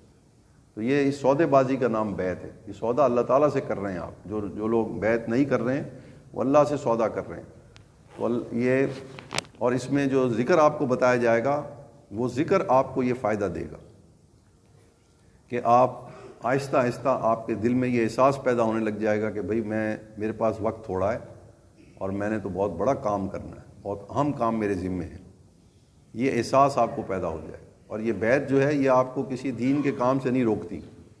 عام طور پر لوگوں کا یہ خیال ہوتا ہے بھئی ہم بیعت ہو جائیں گے تو ہم دین پڑھنے پڑھانے سے شاید رک جائیں، ہم دعوت و تبلیغ سے رک جائیں، ایسا کوئی تعلق نہیں ہے۔ یہ عمل آپ نے اکیلے کرنا ہے، باقی کام آپ جو دین کے کر رہے ہیں وہ بھی کرتے رہیں، اس کا اس سے کوئی تعلق نہیں ہے۔ یہ تو آپ نے محنت اپنے قد کے اوپر علیحدہ کرنی ہے، تنہائی کے اندر۔ اس کا فائدہ آپ کو ہر جگہ نظر آئے گا، گھر میں بھی، دکان پہ بھی، کاروبار میں بھی، دین کے اندر بھی۔ جو محنت آپ کر رہے ہیں، جب آپ اندر صفائی شروع ہو جائے گی تو آپ کو اس کا فائدہ ہر کام میں نظر آئے گا۔ تو جو حضرات بیعت ہونا چاہتے ہیں، یہ طریقہ سیکھنا چاہتے ہیں، وہ پہلے بیعت نہ ہو تو وہ بیعت ہو سکتے ہیں۔ اگر پہلے بیعت ہیں کسی بزرگ سے اور ان کے شیخ حیات ہیں، ان کو بیعت کرنے کی ضرورت نہیں۔ اور جو حضرات فی الحال بیعت نہیں کرنا چاہتے وہ توبہ کی نیت سے کلمات پڑھ لیں، کیونکہ ہم سب ان گناہوں کے اندر مبتلا ہیں، سب، کوئی بھی اس سے بچا ہوا نہیں ہے۔ تو توبہ کی نیت سے پڑھ لیں۔ پہلے خطبہ سن لیں۔ بسم اللہ الرحمن الرحیم، الحمد للہ رب العالمین والصلاة والسلام علی اشرف الانبیاء والمرسلین سیدنا و مولانا محمد وعلی آلہ واصحابہ اجمعین، اما بعد۔ اب ان کلمات کو بیعت کی نیت سے یا توبہ کی نیت سے اس فقیر کے پیچھے پیچھے پڑھیں۔ اعوذ باللہ من الشیطان الرجیم، بسم اللہ الرحمن الرحیم، آمنت باللہ وملائکتہ وکتبہ ورسلہ والیوم الآخر والقدر خیرہ وشرہ من اللہ تعالی والبعث بعد الموت۔ آمنت باللہ کما ہوا باسمائہ وصفاتہ وقبلت جمیع احکامہ واشہد ان لا الہ الا اللہ وحدہ لا شریک لہ واشہد ان سیدنا و مولانا محمدا عبدہ ورسولہ صلی اللہ تعالی علیہ وعلی آلہ واصحابہ اجمعین۔ استغفر اللہ تعالی ربی من کل ذنب واتوب الیہ۔ استغفر اللہ تعالی ربی من کل ذنب واتوب الیہ۔ استغفر اللہ تعالی ربی من کل ذنب واتوب الیہ۔ یا اللہ، میں نے تیرے دربار میں تمام گناہوں سے، تمام خطاؤں سے سچی توبہ کی۔ یا اللہ، میری توبہ قبول فرما۔ یا اللہ، میرے لیے توبہ کا راستہ آسان فرما۔ یا اللہ، میرا خاتمہ ایمان پر فرما۔ آمین۔ اللہ تعالیٰ ہماری اس جو ہم نے اللہ تعالیٰ کے ساتھ سودا کیا ہے، اللہ تعالیٰ اس سودے کو بھی قبول فرما لیں، اور جو ہم نے توبہ کی اللہ تعالیٰ ہماری توبہ بھی قبول فرما لیں، اور اس بیعت اور توبہ کی برکت سے پھر اللہ تعالیٰ ہم سب کا خاتمہ موت کے وقت کامل ایمان پر فرما، اور اس کامل ایمان کی جو فائدے اور برکات اللہ نے قبر کے اندر رکھی ہیں اللہ تعالیٰ ہمیں وہ بھی نصیب فرما لیں، اور قیامت کے دن اللہ تعالیٰ اس توبہ اور عہد کی برکت سے اللہ تعالیٰ ہمارا حشر اس جماعت کے ساتھ فرما دیں جو جماعت حضور صلی اللہ علیہ وسلم کے ساتھ بلا حساب کتاب جنت میں داخل ہو۔ آمین آمین۔ اس میں ایک بات سمجھ لیجئے، خیال کو آپ نہیں روک سکتے، خیال کو آپ نہیں روک سکتے۔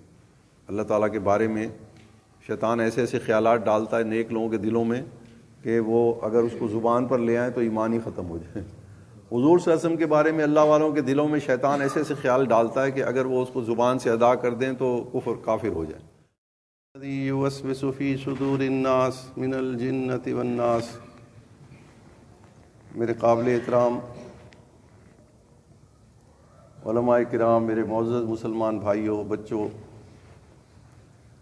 یہ سورت قرآن شریف کی آخری سورت ہے اور دنیا کے اندر ہدایت کے اوپر رہنے کے لیے سب سے زیادہ ضروری سورت بھی یہی ہے. اس پر جتنا بھی غور کیا جائے اس سورت کے اوپر، بلکہ اللہ والوں کی ساری محنت اسی سورت کو سمجھنے اور اس پر عمل کرنے میں گزر جاتی ہے. اللہ تعالیٰ نے اس سورت کو اپنے آخری کلام کا آخری حصہ رکھا. کلام کے شروع میں اللہ تعالیٰ نے ہمیں ابتدائی پہلے سپارے کے اندر اللہ تعالیٰ نے سورہ فاتحہ سے لے کے اور پہلے پاؤ کے اندر اللہ تعالیٰ نے ہماری حیثیت، ہمارے ذمہ کام، یہ سب کچھ اللہ تعالیٰ نے پہلے سپارے کے پہلے پاؤ میں بیان کر دیا. اللہ تعالیٰ نے ہمیں 3 منصب عطا کیے انسانوں کو. ایک منصب تو تھا جو سب کو عطا کیا اللہ تعالیٰ نے، عہدہ، جس کو عہدہ کہتے، وہ تو تھا خلافت کا عہدہ. تو ہر انسان جو زمین پر آیا ہے وہ اللہ تعالیٰ کا نائب اور خلیفہ ہے. یہ عہدہ اللہ نے ہر انسان کو عطا کیا. دوسرا منصب اللہ تعالیٰ نے انسانوں میں سے ہی چنا، خلیفاؤں میں سے چنا، وہ منصب تھا نبوت کا.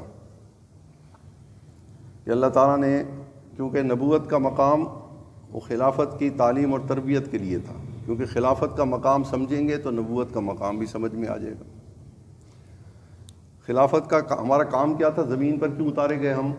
اس لیے اتارے گئے کہ ہم زمین پر آنے کے بعد یہاں پر امن قائم کریں، زمین کو ہر قسم کے جھگڑے اور فساد سے پاک کریں. یہ ہے اصل میں ہماری ڈیوٹی. اس لیے اللہ نے ہمیں ساری مخلوقات کا سردار بنایا، ہر چیز ہماری خدمت کے اندر لگا دی. جیسے بادشاہ کو جب وزیر اعظم کو عہدہ دیا جاتا ہے تو دفتر، بلڈنگ، اس کے نوکر چاکر، ملازمین، پورا اس کا سیکریٹریٹ ہوتا ہے جو اس کی مدد کرتا ہے اس کے کام میں. ہوتا تو وہ اکیلا ہے لیکن پورا اس کا نظام بنایا جاتا ہے. تو اللہ تعالیٰ نے یہ ساری زمین کی ہر چیز کو ہماری خدمت میں لگا دیا.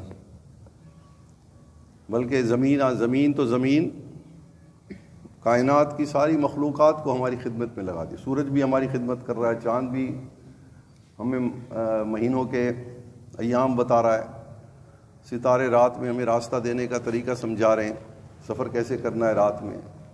ساری مخلوقات میری اور آپ کی خدمت کر رہی ہے. لیکن کام میرے ذمہ کیا ہے؟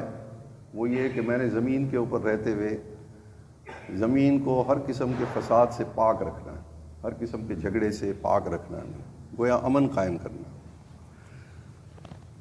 اس لیے اللہ تعالیٰ نے، اور جھگڑا کس چیز، تو اللہ تعالیٰ نے چونکہ مقام بڑا عطا کیا تھا لیکن ہمیں اس کی تعلیم اور تربیت انسانوں کو نہیں تھی کہ ڈیوٹی کیا ہے، کام کیسے کرنا ہے.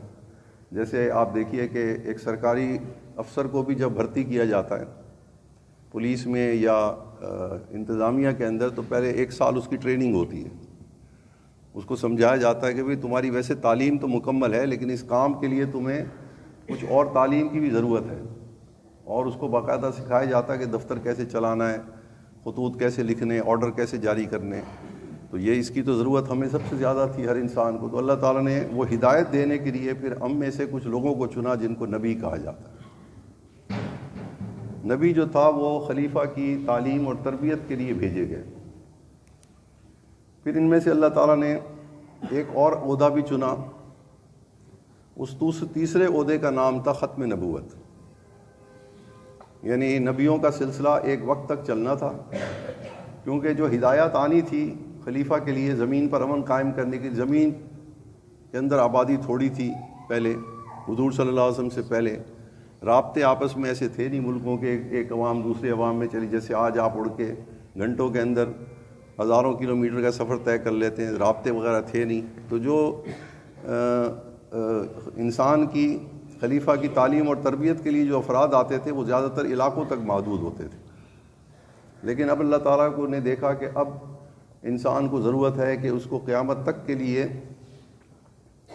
اس کی تعلیم اور تربیت کا نظام مکمل کر دیا جائے تو اس میں کوئی حرج نہیں۔ تو اللہ تعالیٰ نے پھر اپنے آخری نبی کو بھیجا ہدایت دے کر کے۔ ہدایت کہتے ہیں کہ ایک انسان کو زمین کے اوپر بحیثیت خلیفہ کے کون سی تعلیم کی ضرورت ہے اور کس طریقے سے اس نے اپنی ڈیوٹی انجام دینی ہے، اس کو تربیت کہتے ہیں۔ اور یہ جو ذمہ داری تھی پھر یہ اللہ تعالیٰ نے اب چونکہ ہدایت آنی بند ہو گئی، ہدایت کی اب ضرورت نہیں تھی، قیامت تک کے لیے زمین کے اوپر ہر قسم کے جو خرابیاں پیدا ہونی تھیں ان کو میں نے اور آپ نے دور کرنا تھا اپنے اپنے زمانے کے اندر، اور اس کی ہدایت موجود تھی، اس لیے کسی نبی کی ضرورت نہیں رہی۔ تو اب یہ کام جو ہے یہ ہم نے کرنا ہے، نبی کی یعنی خلیفہ کی تعلیم کو بھی ہم نے محفوظ رکھنا ہے، پچھلی امتوں کی یہ ذمہ داری نہیں تھی، اور خلیفہ کی تربیت کیسے ہونی ہے یہ بھی اب ہم نے محفوظ رکھنی ہے۔ اس لیے اس امت کو اللہ تعالیٰ نے کنتم خیر امت کہا کہ تمام امتوں میں سے بہترین امت ہو، جس کو اللہ تعالیٰ نے وہ ذمہ داری دی جو پہلے زمانے میں انبیاء کو دی جاتی تھی۔ تو اب ہم نے ہی ایک دوسرے کی تربیت کرنی ہے، ایک دوسرے کو احساس دلانا ہے۔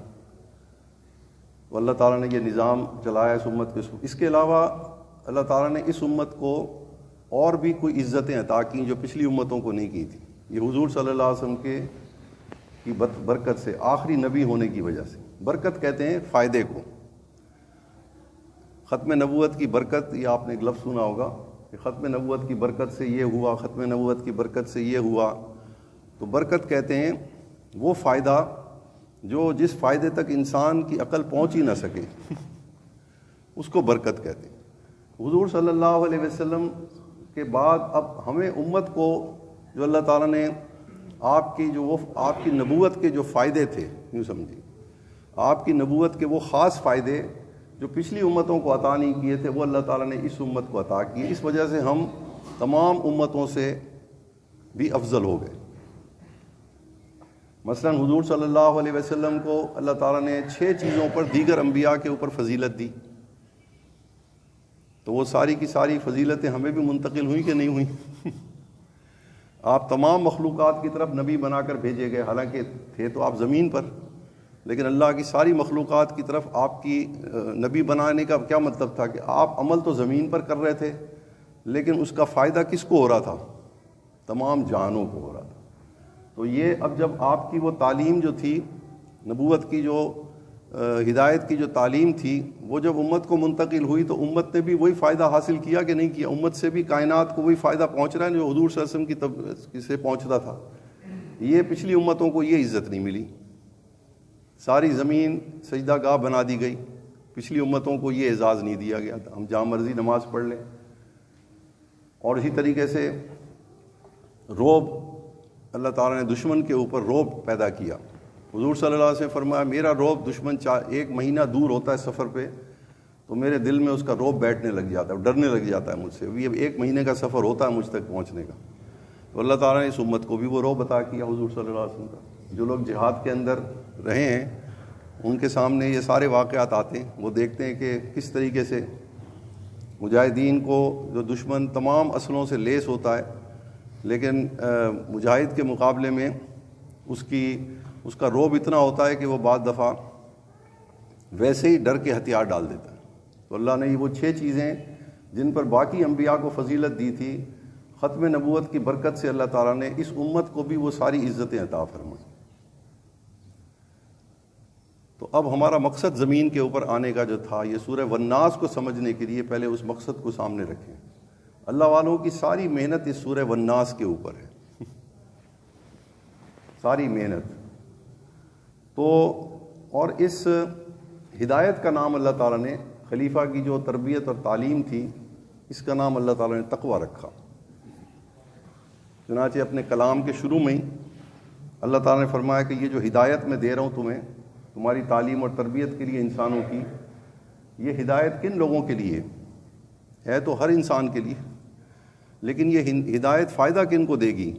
جو اس ہدایت کو لانے والے پر ایمان لائیں گے اور اس ہدایت کے اندر یہ چیز اس ہدایت میں زیادہ توجہ، زیادہ کوشش اس چیز کی کریں گے کہ ہم زمین کے اوپر کوئی نافرمانی نہ کریں اللہ تعالیٰ کی. ہدی للمتقین، متقی پرہیزگار کس کو کہتے ہیں بھائی؟ گناہوں سے بچنے والے. تو اللہ تعالیٰ نے فرمایا کیونکہ گناہ کیا کرے گا؟ ہم سمجھتے ہیں کہ گناہ ہم یہاں کر رہے ہیں اور اس کی سزا کہاں ملے گی؟ آخرت میں. یہ ہماری بڑی بھول اور غلط فہمی ہے. پہلے گناہ کا نقصان زمین پر ہوگا اور وہاں پر اس کی سزا ملنی ہے. نقصان گناہ کا یہیں پر ہونا ہے. حضرت ابو ہریرہ رضی اللہ تعالیٰ عنہ کے پاس ایک شخص آیا، اس نے کہا اے صحابی رسول، میں اگر اللہ کی کوئی نافرمانی کرتا ہوں، یہ خلیفہ ہونے کی وجہ سے میں سمجھانا چاہ رہا ہوں کہ جیسے اگر کوئی وزیر اعظم غلط آرڈر جاری کرے تو اس غلط آرڈر کرتا تو وہ دفتر کے اندر بیٹھ کے اس کو تو لوگ دیکھ بھی نہیں رہے ہوتے، لیکن جب اس کا آرڈر دفتر سے نکلتا ہے تو پورے ملک کے اندر اگر وہ آرڈر اچھا ہوتا ہے تو ساری عوام کو فائدہ پہنچتا ہے کہ نہیں، اور اگر وہ آرڈر غلط ہوتا ہے تو سارے ملک نقصان اٹھاتا ہے کہ نہیں اس کے آرڈر سے. اسی طرح سے اپنے اعمال کو سمجھیں. اگر میں جھوٹ بولتا ہوں، میں غیبت کرتا ہوں، میں چغلی کھاتا ہوں، میں گالی دیتا ہوں کسی کو، تو میں نے تو سامنے والے آدمی سے یہ بات چیت کی، لیکن منصب کے اعتبار سے جو اللہ نے ہمیں عطا فرمایا ہے، میں نے ایک ایسا کام کر دیا، اس کام کی وجہ سے جو نقصان ہوا اللہ کی مخلوق کا، اس کا تو ہوا جو سامنے تھا، لیکن جو نقصان اللہ کی مخلوق کا ہوا وہ ہمارے تصور میں بھی نہیں ہے. حضرت ابو ہریرہ رضی اللہ تعالیٰ عنہ کے پاس ایک شخص آیا، اس نے کہا اے صحابی رسول، اگر میں کوئی گناہ کرتا ہوں تو میں اپنی جان پر اپنے لیے برا کرتا ہوں، میں کسی کا کیا بگاڑتا ہوں؟ تو آپ نے فرمایا کہ نہیں، جب کوئی آدمی گناہ کرتا ہے تو اس کے وجود سے ایسی ظلمت نکلتی ہے کہ وہ ظلمت پھیل جاتی ہے چاروں طرف، حتیٰ کہ صحرا کے اندر، ریگستانوں کے اندر پرندے اپنے گھونسلوں میں ایک آدمی کے ایک گناہ کی وجہ سے سوکھ سوکھ کر کے مر جاتے ہیں. جھوٹ تو میں یہاں بول رہا ہوں. یہ کس وجہ سے ہو رہا ہے؟ مخلوق کا نقصان کس وجہ سے ہو رہا ہے؟ میرے منصب کی وجہ سے، میرے عہدے کی وجہ سے. اور یہ ہر انسان کے ساتھ یہی معاملہ ہے. تو اللہ تعالیٰ نے اس ہدایت کا نام رکھا ہے ہدی للمتقین. اس ہدایت کے اندر دو کام ہیں، ایک کرنے والے کام ہیں اور ایک نہ کرنے والے کام ہیں. کرنے والی کاموں سے اللہ تعالیٰ کی رحمت پھیلے گی زمین کے اوپر، ساری مخلوق کو فائدہ پہنچے گا. لیکن نہ کرنے والے کام جو ہیں وہ ان کی طرف توجہ اس لیے دلائی گئی کہ اس سے نقصان اصل میں زیادہ ہونا تھا. زیادہ نیکیاں کرنے سے تو فائدہ ہونا ہی تھا، لیکن ایک گناہ کرنے سے نقصان مخلوق کا زیادہ ہونا تھا. جیسے میں نے عرض کیا کہ اگر کوئی وزیر اعظم کوئی فائدے کے لیے آرڈر جاری کرتا ہے تو اس فائدے کا تو عوام کو فائدہ پہنچتا ہے، لیکن اگر وہ ایسا آرڈر جاری کر دے جس سے سب کو نقصان ہو جائے، تاجروں کو بھی، زمینداروں کو بھی، عام آدمی کو، تو وہ اس کو زیادہ ان کو برا لگتا ہے کہ اس نے ہمارے لیے زندگی تنگ کر دی ہمارے اوپر. اگر فائدہ ان کو پہنچائے گا تو کہیں گے فائدہ پہنچا، خوشی ہوگی ان کو، لیکن زیادہ تنگی عوام کو ہوگی وزیر اعظم کے، صدر کے غلط آرڈر جاری کرنے سے. بالکل اسی طرح سے اپنی حیثیت کو سمجھیں. تو جب زمین پر اترے حضرت آدم علیہ السلام، اتارا گیا، تو اللہ تعالیٰ نے ایک واقعہ لکھا قرآن مجید میں. اکثر لوگ یہ سمجھتے ہیں کہ ہم سزا کے طور پر اتارے گئے. یہ لا علمی کی وجہ سے ہم کہتے ہیں، کیونکہ اللہ تعالیٰ نے پیدائش کے وقت ہی یہ فرما دیا تھا کہ میں زمین پر اپنا خلیفہ بھیج رہا ہوں. تو جنت کے اندر اللہ تعالیٰ نے رکھا یہ دکھانے کے لیے کہ یہ تمہاری جگہ ہے، تم یہاں رہنا، تم نے یہیں پر ہی، اصل ٹھکانہ تمہارا یہ ہے، لیکن میں تمہیں کام کے لیے زمین پر بھیج رہا ہوں، میرے اپنے کام کے لیے. جا کر کے زمین کے اوپر فساد کو ختم کرو ہر قسم کے، اور اپنی ڈیوٹی دے کے میرے پاس واپس آ جاؤ، پھر تمہاری رہنے کی جگہ یہی ہے. تو جنت ہمارے باپ کو دکھا دی، حضرت آدم علیہ السلام کو، کہ یہ تمہاری اور تمہاری اولاد جو ہے اس کی جگہ اصل میں ٹھکانہ یہ ہے، زمین نہیں ہے. لیکن زمین پہ میں ان کو کسی کا خاص مقصد کے لیے بھیج رہا ہوں. مقصد بھی بیان کر دیا قرآن مجید میں.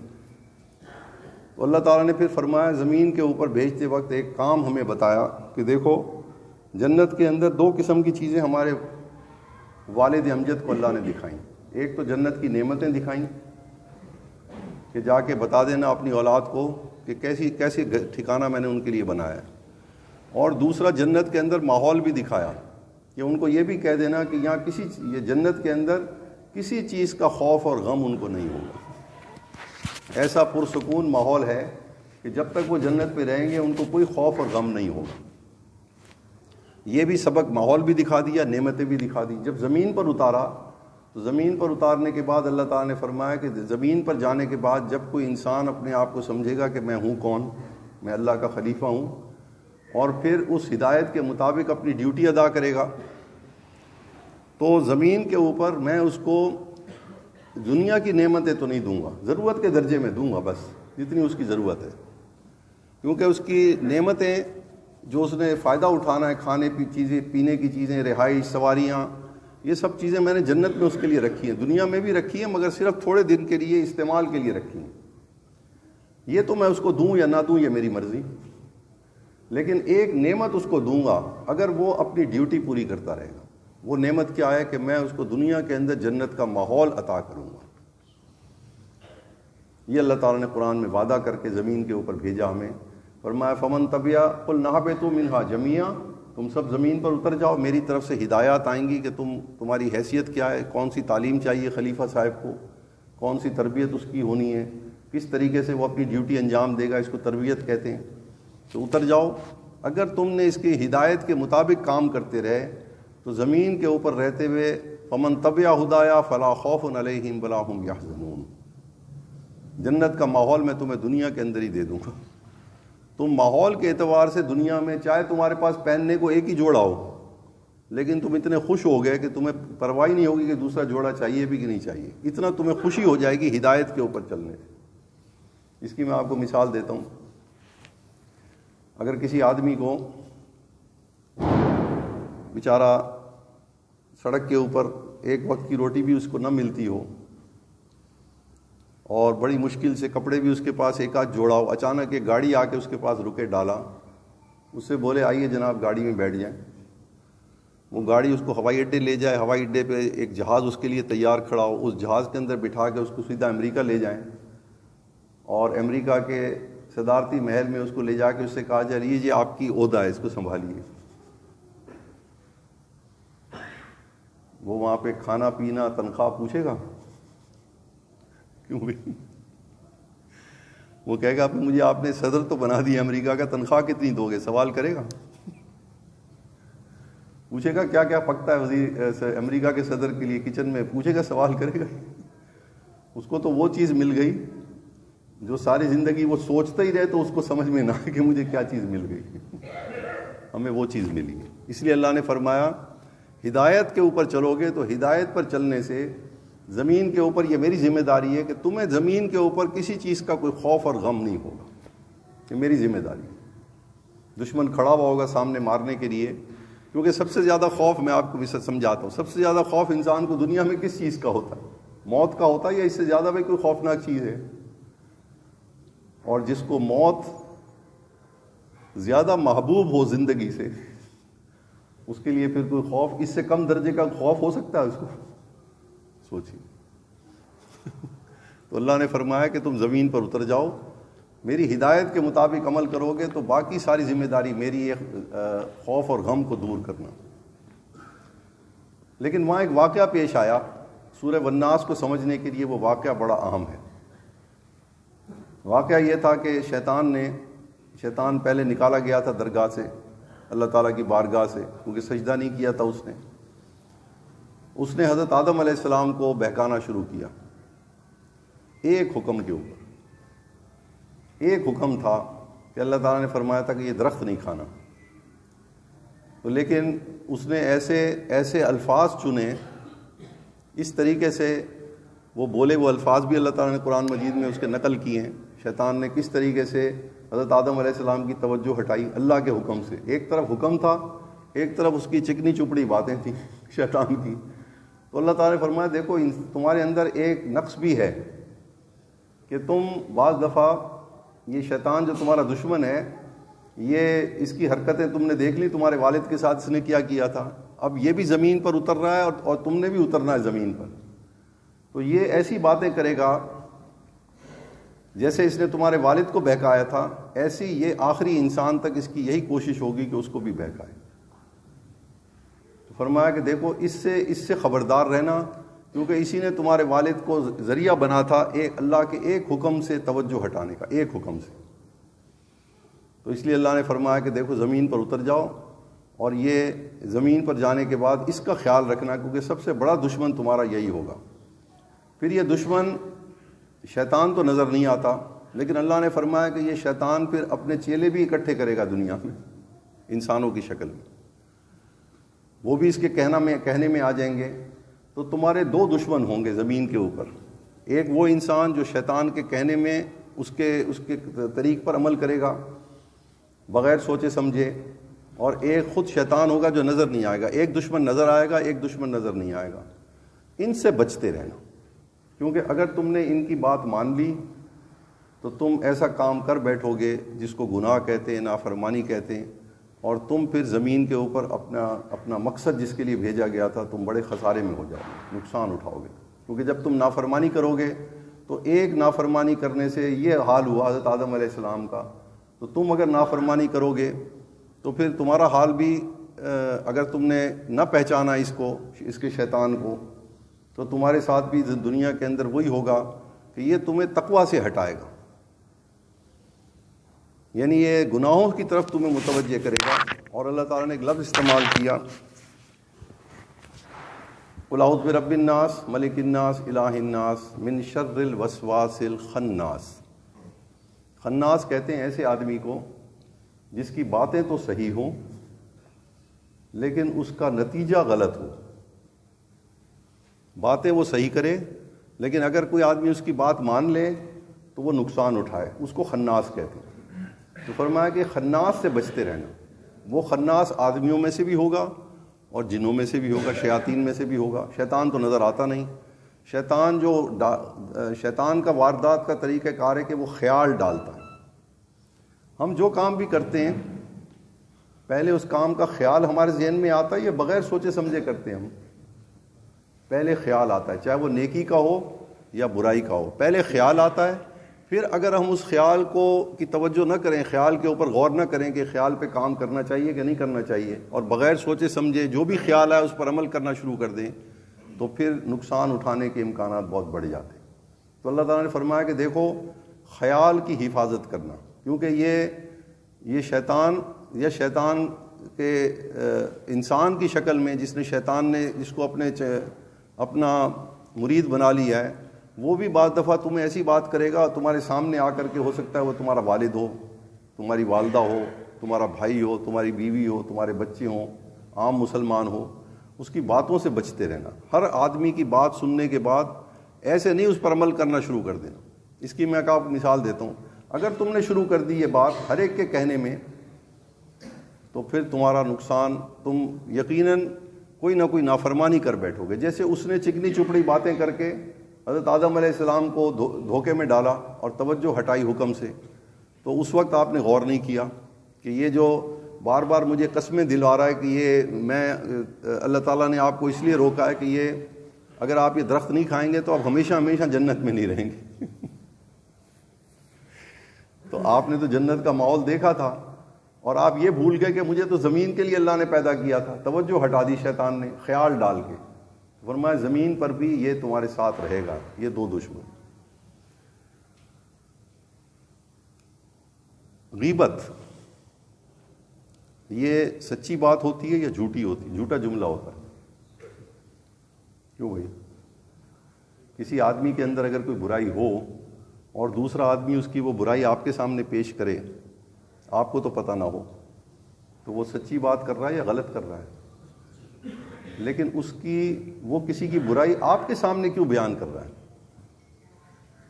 الفاظ سچے ہیں کہ غلط ہیں؟ اور ارادہ اس کا کیا تھا آپ کو بتانے کا؟ فساد تھا یا امن تھا؟ بھئی آپ کو تو کسی کے بارے میں پتہ ہی نہیں تھا کہ وہ آدمی کیسا ہے، اچانک آپ کا دوست آگے کہنے لگا یار فلاں آدمی تمہارا دوست ایسے یا فلاں آدمی ایسے ہے، تو یہ جو اس نے بات کی، بات تو اس نے سچی کی تھی۔ خناس کہتے ہیں ایسے آدمی کو جو بات تو ٹھیک کرے لیکن اس کی اپنی نیت کے اندر خرابی ہو، وہ دوسرے کو نقصان پہنچانا چاہتا ہو۔ اگر آپ اس کی بات مان لیں گے تو اسی وقت آپ کے دل میں اس مسلمان کے لیے، اس والد کے لیے، والدہ کے لیے، بیوی اور بچوں کے لیے وہ حیثیت رہ جائے گی صرف اس کی بات مان لینے کی وجہ سے. تحقیق تو آپ بعد میں کریں گے. تو ایک ہی بات نے، ایک ہی جملے نے انسانوں کے اندر فوراً فساد پیدا کر دی. یہ چغلی کیا چیز ہے؟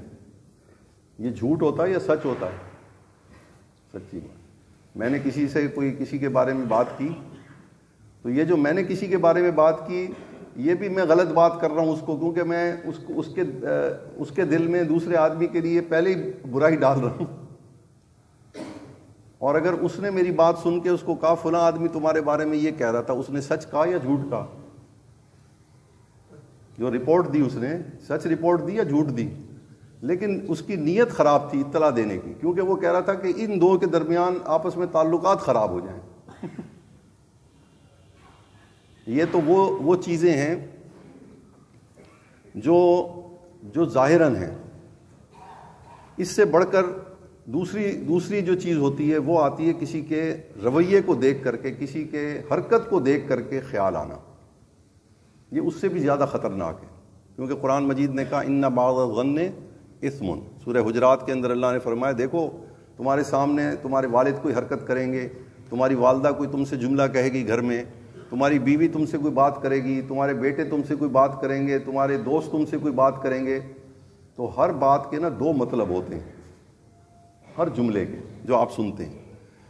شیطان کا کام یہ ہوتا ہے کہ اس کا منفی پہلو آپ کے دماغ میں پہلے ڈالتا ہے. یہ اس نے اس لیے کی ہوگی بات خود سے، بغیر تحقیق کے. کسی آدمی نے آپ کو اپنی شادی پہ دعوت نہیں دی، کبھی ہم نے جا کے اس سے پوچھا بھائی بغیر سوچے سمجھے ہم نے تعلقات ختم کر دیتے ہیں کہ نہیں؟ بغیر سوچے سمجھے. کیونکہ ہم نے اس کی ایک حرکت دیکھی کہ اس نے مجھے بلایا نہیں تھا، میں نے تو اس کو بلایا تھا، اس نے مجھے نہیں بلایا. تو یہ اس کا نہ بلانا جو ہے اس کی 100 صحیح وجوہات بھی ہو سکتی ہیں کہ نہیں. اور شیطان کیا دماغ میں ڈالتا ہے، بھئی میں نے تو اس کو بلایا تھا، اس نے مجھے نہیں بلایا. اور یہ جو میں اس کے بارے میں سوچ رہا ہوں یہ اچھا گمان ہے یا برا گمان ہے؟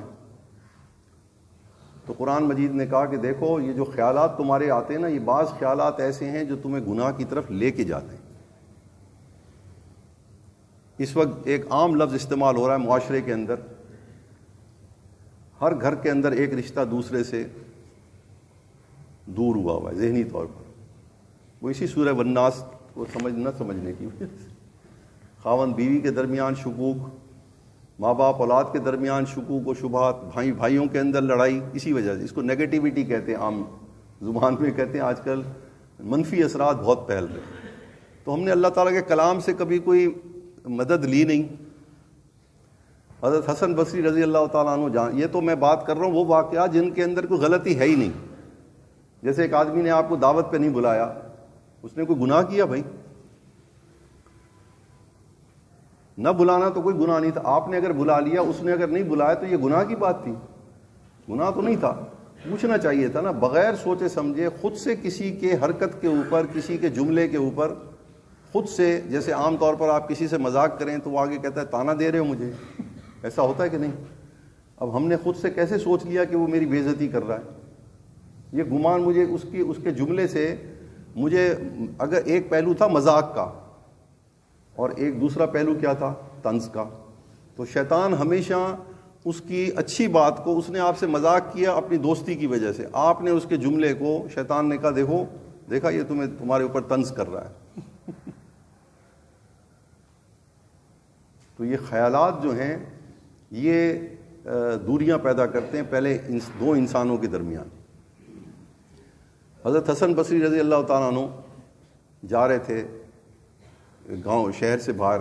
وہاں نہر بہتی تھی. نہر کے باہر آپ نے دیکھا کہ ایک حبشی آدمی ہے اور اس کے وہ نہر کے کنارے بیٹھا ہوا ہے اور اس کی گود میں ایک عورت لیٹی ہوئی ہے، اس کا سر اس کی گود میں، حبشی کے. اور شراب کا ایک برتن ہے اس حبشی کے ہاتھ میں، وہ خود بھی پی رہا ہے، اس عورت کو بھی پلا رہا ہے. اس واقعے کو دیکھ کے تو بھائی واقعی منفی خیالات آئیں گے یا صحیح آئیں گے اس واقعے کو دیکھ کے؟ لیکن میں بتانا چاہ رہا ہوں آپ کو کہ جو واقعہ 100% دیکھنے میں بھی غلط ہو وہ بھی 100% صحیح ہوتا ہے بغیر تحقیق کیے ہوئے. حضرت حسن بصری نے دل میں سوچا، تو شیطان تو تیار تھا، اس نے کہا دیکھو بھائی یہ اس دور میں حسن بصری رضی اللہ تعالیٰ تابعین میں سے ہیں، ابھی صحابہ کا دور گزرا تھا، اور حسن بصری رحمۃ اللہ علیہ ایسے بزرگ ہیں جو فرمایا کرتے تھے اپنے شاگردوں کو کہ بھائی اگر تم صحابہ کو دیکھ لیتے تو تم ان کو دیوانہ کہتے دین کے مارے میں، اور اگر صحابہ تمہارے اعمال کو دیکھ لیں تو تمہیں مسلمان ہی نہ کہیں۔ تابعین کے اندر اتنا فرق آ گیا تھا صحابہ کی دین پر چلنے کی دیوانگی میں اور تابعین کے اندر۔ تو انہوں نے اس واقعے کو دیکھ کے انہوں نے دل میں ان کے یہ خیال آیا، شیطان تو تیار تھا کہ دیکھو اتنی بے حیائی، کھلے عام شراب کے برتن میں عورت کو بھی پلا رہا ہے، خود بھی پی رہا ہے۔ ابھی وہ یہ سوچ رہے تھے تو اللہ تعالیٰ نے قرآن مجید میں فرمایا کہ جو آدمی تقوی اختیار کرتا ہے، فساد سے بچنے کی فکر میں لگا رہتا ہے ہر وقت کہ میں کوئی چیز غلط سوچوں بھی نہ، اللہ نے فرمایا میں اس کی حفاظت کرتا ہوں۔ ان الذین اتقوا اذا مسهم طائف من الشیطان تذکروا فاذا هم مبصرون، جو بچنا چاہتا ہے اس کی میں حفاظت کرتا ہوں، میں پھر شیطان اور اس کے درمیان حائل ہوتا ہوں۔ وہ حبشی اٹھا وہاں سے، حالانکہ یہ تو آپ نے اپنے دل میں بات سوچی تھی، وہ حبشی آیا، اس نے کہا حسن بصری، نام لیا ان کا، حالانکہ جانتا بھی نہیں تھا، یعنی کہ حسن بصری اپنے خیال کو ذرا سنبھال کے رکھو، یہ میری اپاہج والدہ ہیں جو معذور ہیں، چل بھی نہیں سکتی، میں فلاں گاؤں سے کتنے میلوں کا سفر کر کے علاج کے لیے ان کو اپنے کندھے پہ اٹھا کے لا رہا تھا، اور ہمارے پاس کچھ اسباب نہیں تھے، میری والدہ کو پیاس لگی ہوئی تھی، مجھے بھی لگی ہوئی تھی، تو میں نے یہ نہر کے کنارے جہاں چھاؤں تھی تو میں نے اپنی والدہ کو لٹا دیا۔ اب میں برتن ڈھونڈ رہا تھا، یہاں کوئی برتن نہیں ملا، یہ شراب کا برتن پڑا ہوا تھا کچرے میں، یہ میں نے اٹھایا، اس کو نہر سے پاک کیا۔ اب بتائیے صورتحال بدل گئی، الٹ ہو گئی کہ نہیں؟ ہم تو یہ نہیں سوچتے ہم تو اچھے واقعے کو بھی الٹ لیتے، اچھے واقعے کو بھی الٹ لیتے ہیں۔ حضرت شیخ سعدی رحمۃ اللہ علیہ سفر پہ جا رہے تھے اپنے والد صاحب کے ساتھ، چھوٹے سے تھے، تو ایک سرائے میں ٹھہرے ہوٹل میں، رات کو تہجد کے وقت اٹھے، تہجد کے وقت اٹھنے کے بعد آپ نے والد صاحب نے اٹھے اور ان کو بھی اٹھایا اپنے بیٹے کو، جب یہ تہجد، باقی لوگ سوئے ہوئے تھے سرائے کے اندر سارے مسافر، جب انہوں نے نماز پڑھ لی تو بیٹا کہنے لگا ابا جان کیا یہ اچھا ہوتا کہ یہ سارے بھی اٹھ کے تہجد پڑھ رہے ہوتے۔ انہوں نے صحیح جملہ کہا یا غلط کہا؟ لیکن باپ نے کہا تو بڑا خطرناک جملہ ہے۔ جو آدمی ذرا سی نیکی کرنے لگ جاتا ہے، وہ جو دوسرا آدمی وہ عمل نہیں کر رہا ہوتا اس کو اپنے برابر سمجھتا ہے یا اپنے دل میں حقیر سمجھتا ہے۔ بیماری یہ تھی بچے کے جملے میں۔ والد نے کہا اس جملہ کہنے سے بہتر تھا کہ تو بھی سویا رہتا، یہ جملہ تو نہ کہتا کم از کم، تو بھئی مسافر ہیں، تھکے ہوئے آئے ہوئے ہیں، کوئی فرض واجب تھوڑی ہے تہجد کہ ہم ہر ایک کو اپنی نیکیوں کے اندر گھسیٹنے لگ جائیں کہ میں یہ کام کر رہا ہوں تو دوسرا بھی ایک نہیں، اگر وہ کرے تو ٹھیک ہے، نہیں کر رہا تو میں اس کے درمیان فرق ڈال دیتا ہوں۔ اللہ تعالیٰ کے ہاں سمجھیے، اللہ تعالیٰ نے فرمایا کہ دیکھو واقعات سے سبق حاصل کرو۔ ہم میں اس امت کے اندر شاید ہی کوئی ایسا گناہ گار ہوگا جس نے 100 قتل کیے ہوں، کوئی ہے ایسا بھائی ہمارے علم میں؟ ساری زندگی کوئی نماز بھی نہ پڑھی ہو، ساری زندگی کوئی صحیح کام بھی نہ کیا ہو، لیکن ایک خیال اس کے دل میں آیا ہو کہ میں نے بہت زیادہ برائیاں کر لی، ایک نیکی اس کے پاس ہو، وہ کون سی تھی؟ ایمان کی، اور کوئی نیکی نہیں تھی۔ اور ایک انسان کو ناحق قتل کرنا اللہ تعالیٰ کہتے ہیں جیسے اس نے سارے انسانوں کو قتل کر دیا۔ ومن قتل الناس فکانما قتل الناس جمیعا۔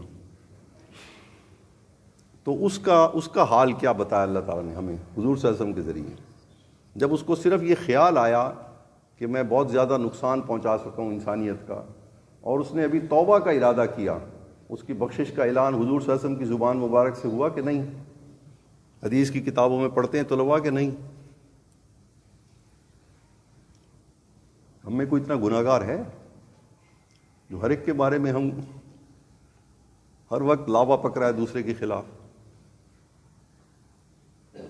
میں گھر میں داخل ہوا، بیوی نے میری عزت ہی نہیں کی، مجھے سلام ہی نہیں کیا، بھائی بیچاری کسی کام میں مصروف ہوگی، کسی سوچ کے اندر ہوگی۔ خاوند داخل ہوا، بیوی نے کہا تم نے مجھے میری طرف دیکھا ہی نہیں، سلام ہی نہیں کیا۔ یہ ہو رہا ہے کہ نہیں ہو رہا؟ ایک بہت دیندار آدمی، سارے محلے کی خدمت کرتے تھے، دین کی خدمت میں لگے رہتے تھے ہر وقت، فوت ہو گئے۔ تو جب ہر محلے والا ان سے خوش تھا، وہاں پر اس کے جو سالے صاحب تھے وہ بھی بیٹھے ہوئے تھے تعزیت کے لیے۔ انہوں نے کہا کہ یہ شخص میری بہن سے 20 سال پہلے ایک چھوٹی سی بات پہ ناراض ہوا تھا، چھوٹی سی بات پہ 20 سال تک اس نے میری بہن سے کلام نہیں کیا، اسی کے گھر میں رہتی تھی، اسی کے بستر پہ سوتی تھی، قطع تعلق کیا ہوا تھا اس نے، ایک جملے کی وجہ سے موقع ہی نہیں دیا اس کو معافی کا۔ ایک اللہ والے تھے، یہ سندھ میں تھے، فوت ہو گئے، ان کے پاس جب لوگ دعاؤں کے لیے جاتے تھے وہ کہتے کہ یار یہ میرے ایک ہاتھ سے کیا فائدہ ہوگا، اتنے ہاتھ تو تیرے بددعا کے لیے اٹھے ہوئے چاروں طرف مخلوق کے، کتنے لوگوں کو تو نے تنگ کر رکھا ہے، وہ تو صبح شام اٹھے ہوئے، میں تو ابھی تیرے لیے ہاتھ اٹھاؤں گا، تو ان ہاتھوں کے مقابلے میں میری دعا کیا فائدہ دے گی جو بددعائیں تجھے مل رہی ہیں چاروں طرف سے۔ بیوی بھی پریشان، بہن بھائی بھی پریشان۔ سبب کیا ہے؟ یہ سورہ والناس سے توجہ ہٹ گئی۔ یہ آخری سورت ہے، کیونکہ اللہ تعالیٰ نے فرمایا دیکھو یہ ہدایت کے اوپر چلتے رہنا۔ اس سورت کو آخر میں اللہ نے اسی رکھا کہ اس ہدایت کے اندر سب سے زیادہ نقصان پہنچانے والی یہ سورت، اس کو آخر میں رکھا تاکہ آدمی مطمئن نہ ہو جائے۔ پھر شیطان ایک اور وسوسہ بھی ڈالتا ہے، اللہ تعالیٰ نے وہ بھی اس سورت کے اندر بیان فرمایا، قل اعوذ برب الناس ملک الناس الہ الناس۔ اللہ تعالیٰ فرما تو رہے ہیں کہ بھائی اے نبی آپ شیطان سے بچنے کے لیے میری پناہ طلب کریں، طریقہ بھی بتا رہے ہیں کہ یہ شیطان کے وسوسوں سے بچنے کے لیے جو انسان آپ کو کسی دوسرے کے بارے میں غلط بات آ کر کے کہیں، اس شر سے بچنے کے لیے، جملے سے بچنے کے لیے نا یہ میری پناہ طلب کرتے رہے، میں پناہ دوں گا آپ کو۔ لیکن یہ جو 3 دعوے ہیں، قل اعوذ برب الناس یعنی انسانوں کا رب ہونا، انسانوں کا بادشاہ ہونا، یہ حقیقت میں کون ہے، اور انسانوں کا معبود، یہ حقیقت میں کس کو زیب دیتی ہے؟ یہ تینوں عہدے۔ لیکن یہ تینوں دعوے دار ہم بھی ہیں ان کے کہ نہیں؟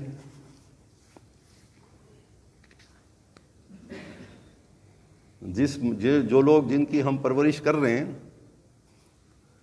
ان کو بھی تو ہم بعض دفعہ غصے میں کہہ بیٹھتے میری ٹکڑوں پہ پلتے رہے ساری زندگی۔ بھائی وہاں ہمارا نفس کیا دعویٰ کرتا ہے، رب ہونے کا یا کچھ اور؟ آپ کسی پر احسان کر کے ساری زندگی احسان جتلاتے رہتے ہیں، یہ کون سا دعویٰ کر رہا ہے میرا نفس؟ کہاں سے خیال آ گیا میرے دل میں کہ میں اس کا پالنے والا ہوں، میں نے اس کی مشکل دور کی تھی، مصیبت دور کی تھی۔ تو شیطان پہلے تو یہ 3 وسوسے ڈالتا ہے کہ تم ہی رب ہو، جن کی تم کفالت کر رہے ہو، تم ہی ان کی کفالت کے ذمہ دار ہو۔ تم ہاتھ کھینچ لو گے، دیکھو کیسے زندہ رہتے ہیں، کیسے پلتے ہیں، خوش رہتے ہیں۔ یہ پہلا وسوسہ تو شیطان میرے اور آپ کے دل میں یہ ڈالتا ہے۔ دوسرا وسوسہ ڈالتا ہے ملک الناس کا۔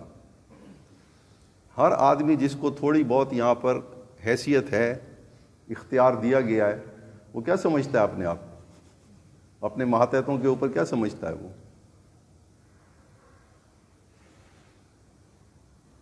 اپنے برابر سمجھتا ہے ان کو؟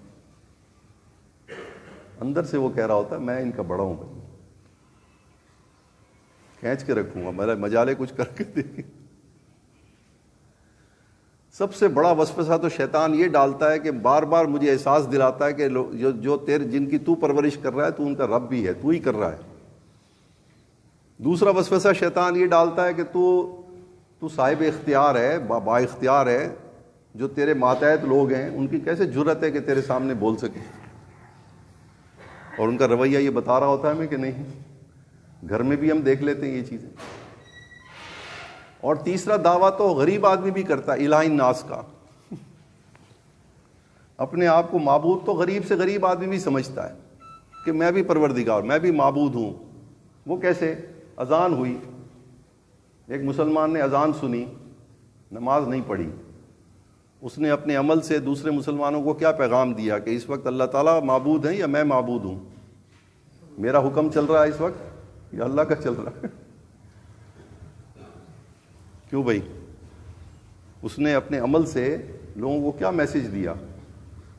اس وقت میرا حکم چلے گا، میں معبود ہوں، میری مرضی، میں اس معبود